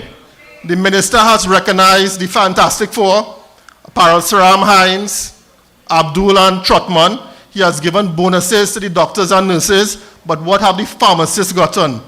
Insults and threats of prosecution. So let me explain this into more detail for you. On the 27th of October, 2023, the police seized roughly 14,000 pharmaceutical items worth more than $1.5 million that they said were unregistered drugs in a warehouse. And this warehouse was placed into quarantine, and over $10 million worth of goods and items was seized at this warehouse. In a release, the TTPS said, after several reports of the sale of unregistered and expired drugs being sold to citizens of Trinidad and Tobago, the multi-agency task force investigated the matter and acted upon the information in Operation Windsor. And during the exercise, the chemistry, food, and drug inspectors discovered several breaches. Now, we in the UNC, and myself specifically, we have no issue with the TTPS doing their job, and kudos to them. They are there to enforce the law, but what I have an issue with is that the pharmacists and the pharmacy importers in Trinidad and Tobago have been begging this minister, begging Minister Dialsing to update the Pharmacy Act and the Food and Drug Act, right? Now, due to these acts being woefully outdated, in one case last amended in 1962, pharmacists are being impeded from serving the public to the best of their ability. And the only person that can amend these acts is Minister Dialsing in Parliament. But we haven't had a session for the last 5 weeks. The same individual who is questioning the integrity of pharmacists who treated patients during the height of COVID-19. Now, it's not only myself and the UNC saying this. The private pharmacy business chamber has cast blame on the antiquated and outdated legislation as the main cause of the raids that have been taken out on pharmacies across the country. President of this association, Mr. Glenwood Suchet, has said the raids were not new and began since July of this year.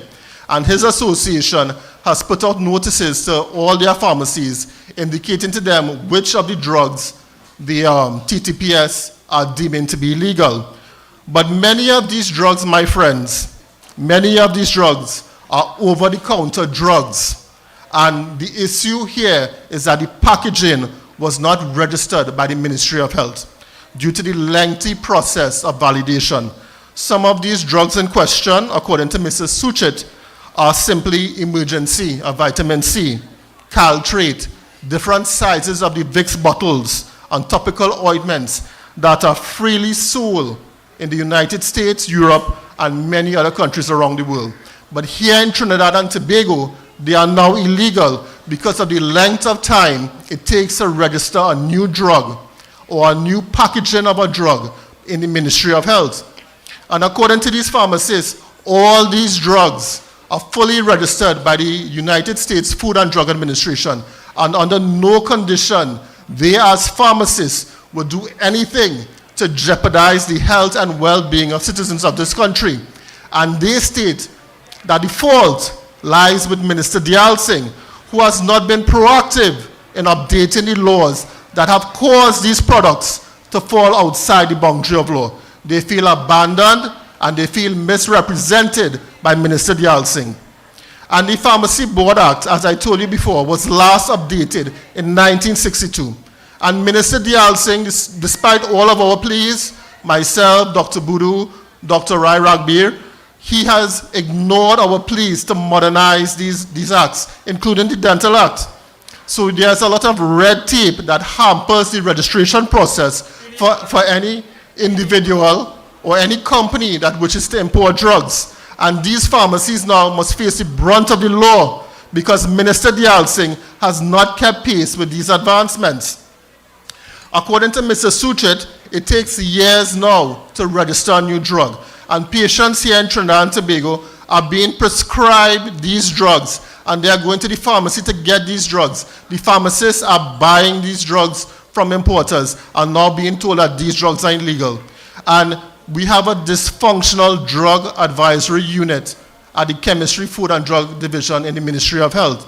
And it takes many, many years because this division only meets twice a year to approve or disapprove an application for a drug. And it has gotten progressively worse over the years till the point of COVID-19 when it was almost non-existent. In addition, many of these pharmacies that are now facing the brunt of the law have invoices in their possession where they could show that the drugs that they purchased were legally imported into the country. There was a broker that was used, and Customs, Food and Drugs stamped these documents to allow them to purchase these drugs. So now the Minister of Health is advocating that these drugs are legal. But if the laws were updated, a simple over-the-counter drug should not be illegal in Trinidad and Tobago. So who is at fault here?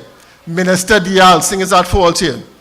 During COVID-19, many of the major brands, such as Vicks, Panadol, Dayquil, they changed their packaging in order to sell more of their product. So instead of normally selling a big bottle, they had a medium-sized bottle and they had a small bottle.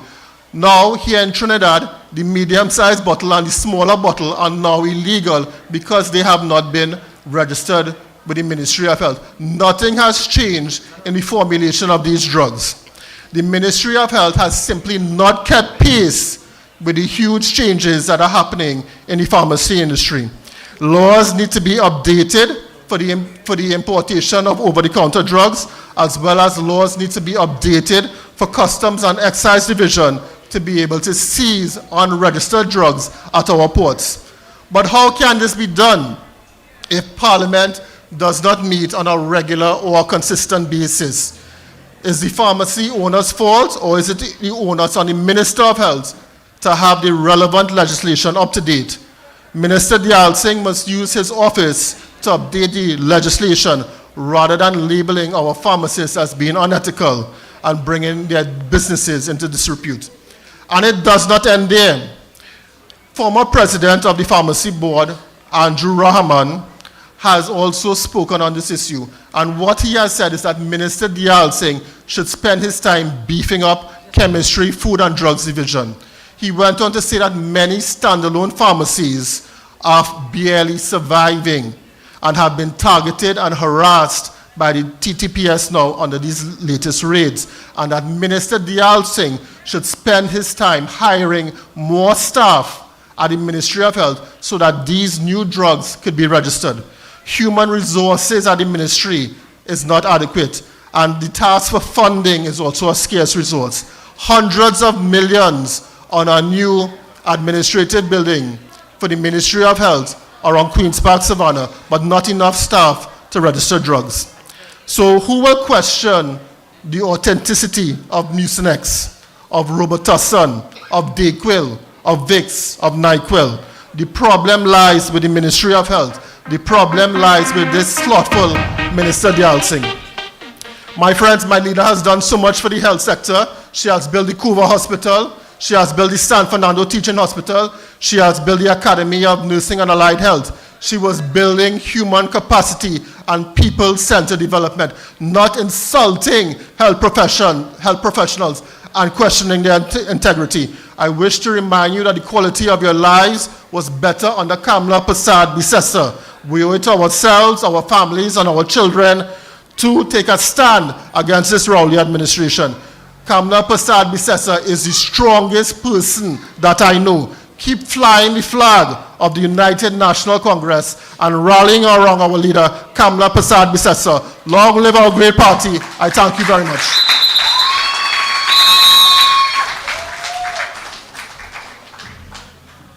Thank you very much, MP. Let's hear it for the MP. MP, I want to tell him, a doctor just called me. He told me to come and do a medical checkup. Because you know, every time I talk about Diyal Singh, as I do check my pressure, I get a headache, I get Panadol, and we don't hardly have Panadol. Ladies and gentlemen, let me just recognize MP Khadija Amin, who is here as well, Deputy Chair. And I also would like you all to do a special welcome for me tonight. We have in our midst our International Relations Officer, Nicholas Morris. Today is also his birthday. So let's all give him a Tunapuna welcome for his birthday. Ladies and gentlemen, allow me to welcome our next speaker. She would have been the Managing Director of HTC. She was the Chairman of UDCOT, CEO of Pizza Boys. She was the Minister of Transport under the Pandey administration. This lady, when you hear her name, you hear work. When you hear her name, you hear work, get it done. As you would have heard before, we got a lot of buildings built under the the People's Partnership with buildings that had people in it that worked. And that was because of one person who should have been the Member of Parliament for La Hocotal Paro. I speak none other than our Deputy Political Leader.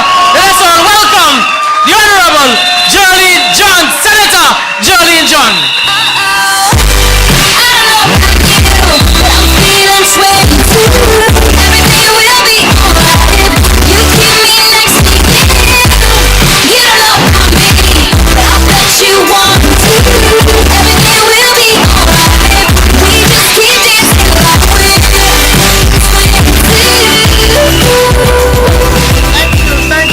Thank you for that warm welcome. Thank you so much. Our dear Councillor Seema said she felt like 30. I want to tell her so if I feel like 22. So, happy birthday to Nicholas. Thank you to all the speakers who went before. Our councillors were absolutely fabulous. Fabulous. Fabulous. It shows you that the UNC is working. The UNC is working hard.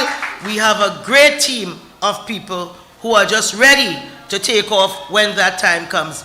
I really want to thank Senator Nakid and also our really beautiful, I want to kind of return the compliment, a very humble, very talented dentist, our beautiful, and now studying law, as if it's not enough, you know, our beautiful MP Dr. Rishi Suchiran. Thank you so much. So thank you for coming out to the pavement report this evening. Thank you so much. I congratulate again all of the speakers, and I'm truly proud of this party, our values, our representation of all Trinidad and Tobago. We are so diverse. I am proud of a truly diverse party. We were reminded last week Sunday by none other than MP Dave Tanku that it was Advent, the beginning of Advent. You know, it shows you how diverse we are. And he quoted Pope Francis when he said, maybe let ourselves be drawn by the light of God made man. A quote by Pope Francis. And during the day, I was talking to our councillor, our chairman councillor from CTTRC, Ryan Rampasad. And he was very excited about the lighting of the creche. So it reinforces my views that there is more that unites us than divides us. And I don't want to have to remind you, every one of our councillors and various speakers would have highlighted the difficulties we are facing, the challenging period that we are in. You can't miss it. It's all around you. The way that people are finding it almost impossible to make two ends meet. And so I therefore took note of a certain business leader who only this week, I think on television, was urging the government to pay the back pay a little earlier than the Friday before Christmas. He said, I find the Friday before Christmas a little late because there will be a rush to the stores at that time. Now, I too hope that those who are eligible for back pay, they get it before Christmas. But during this period, while waiting for it, my advice is do not go and window shop for any fridge and stove. Do not window shop for no bed and mattress. You don't need another one of those. Please, I hear you saying nothing. Don't be fixated on that. Don't go and buy no pay down or no carnival costume. And please don't plan no shopping trip to New York. Not this time. Make a back pay budget before you receive this anticipated back pay. This is the only list you should be making and checking twice. Make sure on that list you plan to pay the rent, the back rent that you have for your landlord. Make it a priority to RUN, to HDC and pay them because shelter is important. It is very important. Do not be irresponsible, right? Don't go after Christmas crying crocodile tears saying that something serious trouble has overtaken me. My mother dead over Christmas this time to HDC, that is when they on you for the money. This time all that has happened, your mother alive and well chilling in New York, but you know you have to find something to say. Pay T and Tech. Pay the homework teacher who you owe since SCA finished. You know, them under pressure too. Pay the driver who takes the children to school. Buy a little grocery, the basic thing that will hold you until February. Because you know, everybody talks about January being a hard month.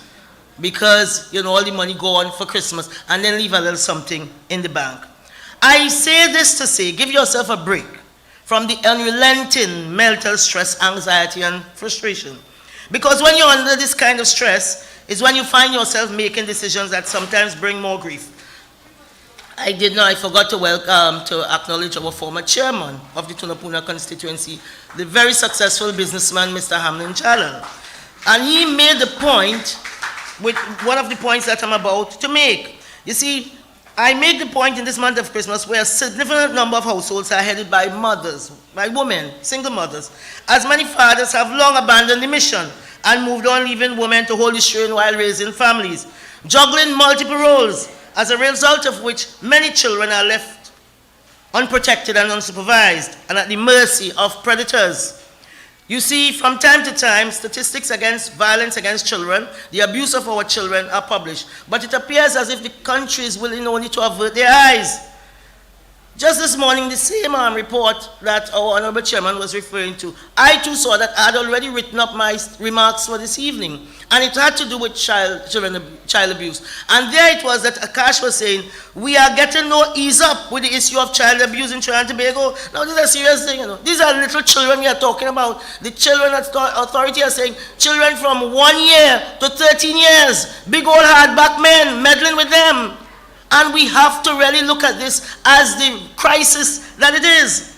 Between January and October, the Children Authority said it received 4,444 reports. And Chairman, it is not that it is 4 times more, it is 7 times more of those reports that are not reported. And I think we should be very ashamed as a country that this is happening. This is the world's worst kept secret. You know, and it's not only sexual abuse, it is domestic abuse, it is negligence, it is abandonment. Clinical psychologist Sarah Subban believes the high prevalence of neglect calls for serious research into the societal factors affecting family systems. Parental factors include poor mental health history, poverty, a lack of proper parental strategies, and so on and so on. It went on. Go and read that article. I think it is very important. And even our honorable political leader raised this issue on Monday, you know, about sexual abuse, and it was the subject of a subsequent Express editorial. You know, you see, as Akash Samaru noted, there's a surge in the abuse of children, notwithstanding that issue being highlighted in the media. Because from time to time, I mean, just Googling it this morning, I saw so many articles just this year alone, and everybody talking about this thing is just going up and up and up and up. And adults, parents, and family members, they say, they're the one, I mean, very close relatives, not people that they don't know, you know. This is people who are doing these things are people that we know, and the family know. The man sitting behind you in the church pew, the man standing in the Masio Extra food line. You understand? These are people we know, and women leave their children in the care of some of these folks. So life takes discipline. We all face our challenges. Nobody knows what you're going through. But don't wait until the 6th child is born to realize that the father not daddy material. If you're not sleeping beside you when the night comes and you're all over the place prowling like Mr. Howard Cat, it means you're sleeping on no bed, no bench in Woodford Square. You're sleeping either. He's sleeping in somebody else's warm bed. Simply in another bed. So it is the children who suffer, and ultimately the wider society who pay a price when adults lack judgment. Adults are not responsible or disciplined.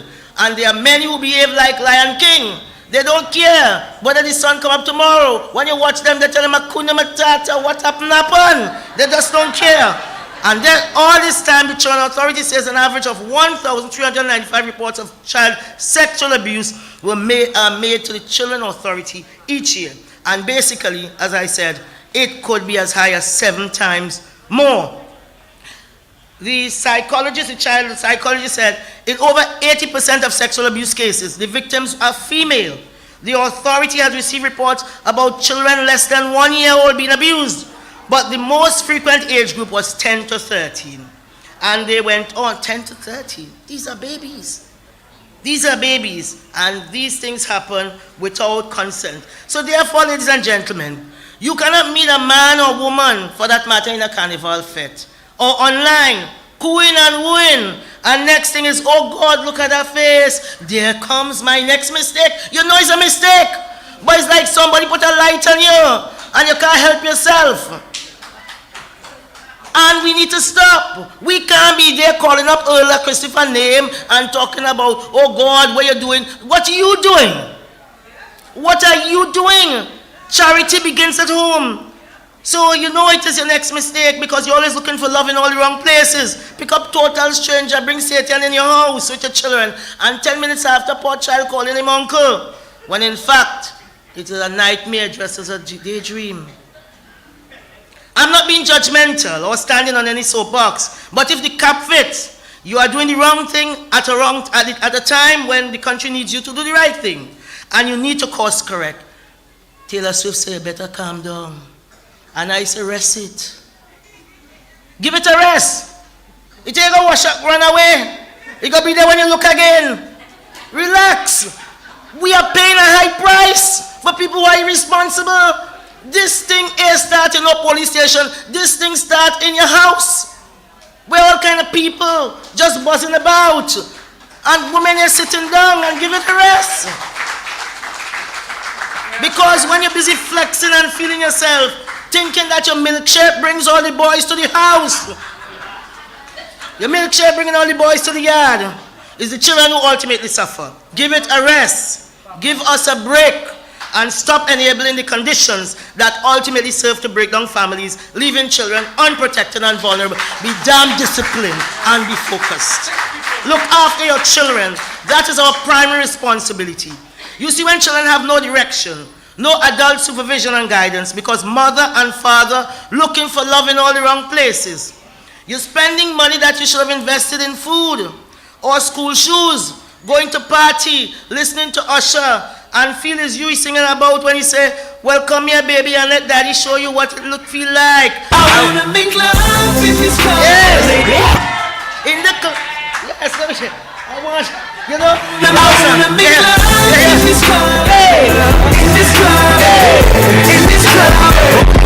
Baby, daddy show you what it feel like. You're dipping low and doing it. And you have the children there unprotected. And Satan running wild in your life, and then it comes into my house. Dipping low, dipping and doing it. All of this time, your children home alone. Children looking after children, left up to their own devices, vulnerable and soft targets for unscrupulous predators. A big part of getting crime under control is the strengthening of our family units, which ultimately will lead to resilient communities. Tunapuna is a beautiful place. I've walked here many times. And I'm always so fascinated by the diversity of Tunapuna. Yes, yes. Diverse community, beautiful communities. And we have those reflected all over Trinidad and Tobago. Yes, we need peace. And there must be peace, not in the valley, peace in the homes. Because we need parents who are attentive. Our citizens have been so frustrated with the crime epidemic. They are calling on the police to bring some relief. What I've been hearing lately makes a lot more sense, because I think we are coming around to realizing that the police alone cannot deal with crime. They certainly need to do way better than the stats recently announced by the Minister of National Security. Because, you know, the detection and solve rates for the period of September 2022, very current stats, you know, to September 2023, stand at just 18%. It means that out of every 100 crimes, they solve 18 in some cases. I think this might be murder. And 82 goes undetected. So it means murderers must be sitting down inside, oh God, please help me. We don't know. We don't know. And this thing is totally out of control. According to the breakdown, the detection rate for murders is actually 13%, with police solving 83 out of 663 murders for the period. And we are rushing again towards that 600. And they'll solve again 13%. So the biggest deterrent is if you know you will be caught and swift justice will be meted out. From 2015 to 2022, $48 billion was allocated to national security in the 7 years to fight crime. So it has nothing to do with dollars. It has to do with sense. And as Mr. Hamlin Jalal said, and management. Management matters. Sense matters. Common sense matters. So right along this east-west corridor, where people insist on putting this useless government into, this useless group of people into government, we are getting another opportunity. Next month, next couple of weeks, it's 2024, and then 2025. I am hoping that Tunapuna will be on the side of the UNC when that time is come. You can't be no glutton for punishment. You know what is happening. We look at where we are. On a, what night is it? A Wednesday night? Or Thursday night? Sorry, I know I'm mixing up my nights because we just on the beat. We are just working so hard. Yes. So hard. We are working hard because we want to convince you that we can do it. That we are ready. We are capable. Led by Kamla Prasad Bisesa. The only leader. The only leader. Yeah. We are here because of her. So I don't know, people in La La Land talking about they want to take, I don't know, take over what? Mickey Mouse show. Well, I ain't going all there tonight. I'm talking about serious issue, sexual assault. So Winston Churchill said that a country gets the government it deserves. And that chairman from the Commission of Inquiry said that instance was not an act of God. What we are doing in Trinidad and Tobago is not an act of God. It's a deliberate act. I ask you to think.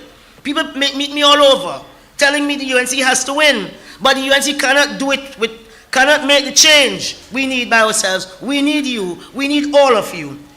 We need all of you to make that change. When you know better, we must do better. The detection rate for rape, incest, and other sexual crimes, it's at 14%. So every one of those crimes, so little children, 1 year to 13 years, they solve 14 out of the 100. So I really want to thank you for coming out. And as we come to the end of this year, we have to continue the work and engagement. It is not an easy road, and the noise can sometimes get to you. It is life. Our very hard-working party organizer, the Honorable Ravi Ratiram, our General Secretary is at the back there. People feel these things as go up by guess and come down by guess. All this is hard work by humble people who do. Monday night, by the way, we are in Couva North. Well, you see the MPs reminding us. But before Monday night, tomorrow morning, the Honorable Kamla Prasad Bisesa herself is on TV6 morning edition.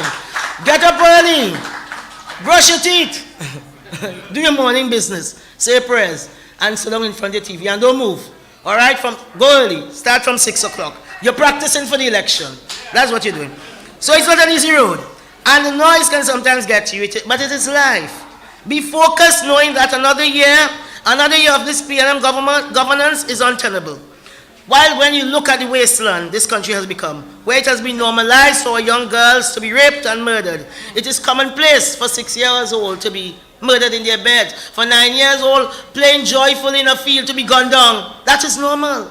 Normal now. We don't blink about these things. They are literally going from the womb to the tomb. The PNM has normalized the murder of teenagers and young men in the very prime of their lives. Now we avert our eyes, look the other way, or just pass over the dead bodies lying on the sidewalks. We looked away whilst 4 young men suffocated for air in a pipeline. We don't stand even to insist the government give us the barest minimum of working and monitored cameras, pepper spray, or a TTPS that detects these life-changing assaults. Notwithstanding that, I urge you not to give up. Keep the faith, because as that rapper Tupac Shakur said, he said that is not the greatest loss in life. The greatest loss is what dies within you while you're still alive. So we have to keep hope alive. So UNC never surrender. I want to thank you so much for coming out. Thank you for being a great audience. Thank you so much.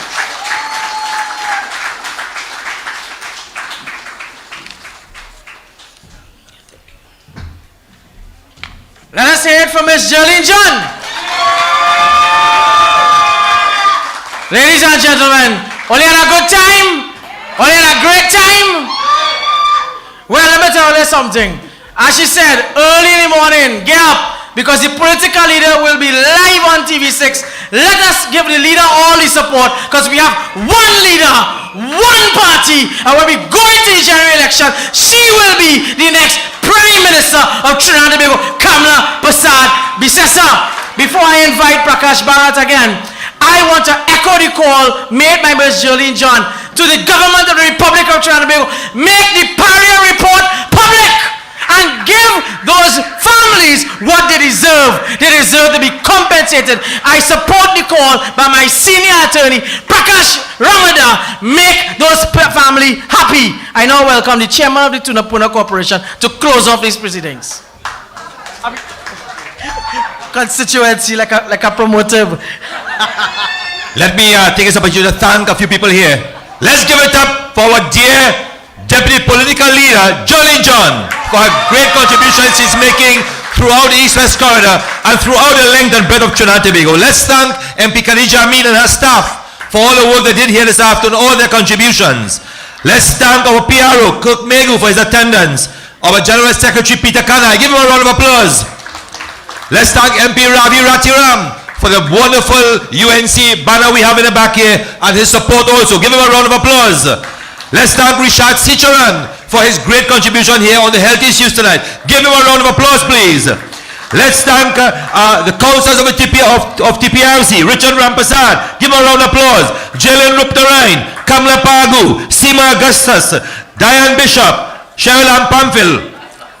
Let us also thank DJ Tank for the stage and all the decor you see here this afternoon and the sound system. Archie for doing our streaming. Give him a round of applause also. Senator David Nakid and former chairman of TPRC, Hamlin Jailal, for his great contribution here this afternoon. And Richard Sukdev from the Shogowana's Borough. Let me also, at this point in time, want to wish our former youth officer and international relations officer, Nicholas Morris, a very, very happy birthday from El Dorado, the city of gold. Thank you all and every single one of you for making out here this evening, and especially one gentleman, Brian Big, for his wonderful Master of Ceremonies here this afternoon in chairing this lovely and great meeting. The hundreds of you who came out, thank you. Keep looking on for the United National Congress as we move forward to victory in the East-West Corridor and throughout the length and breadth of Trinidad and Tobago. God bless you all. Have a great night and a Merry, Merry Christmas. Check is in the mail.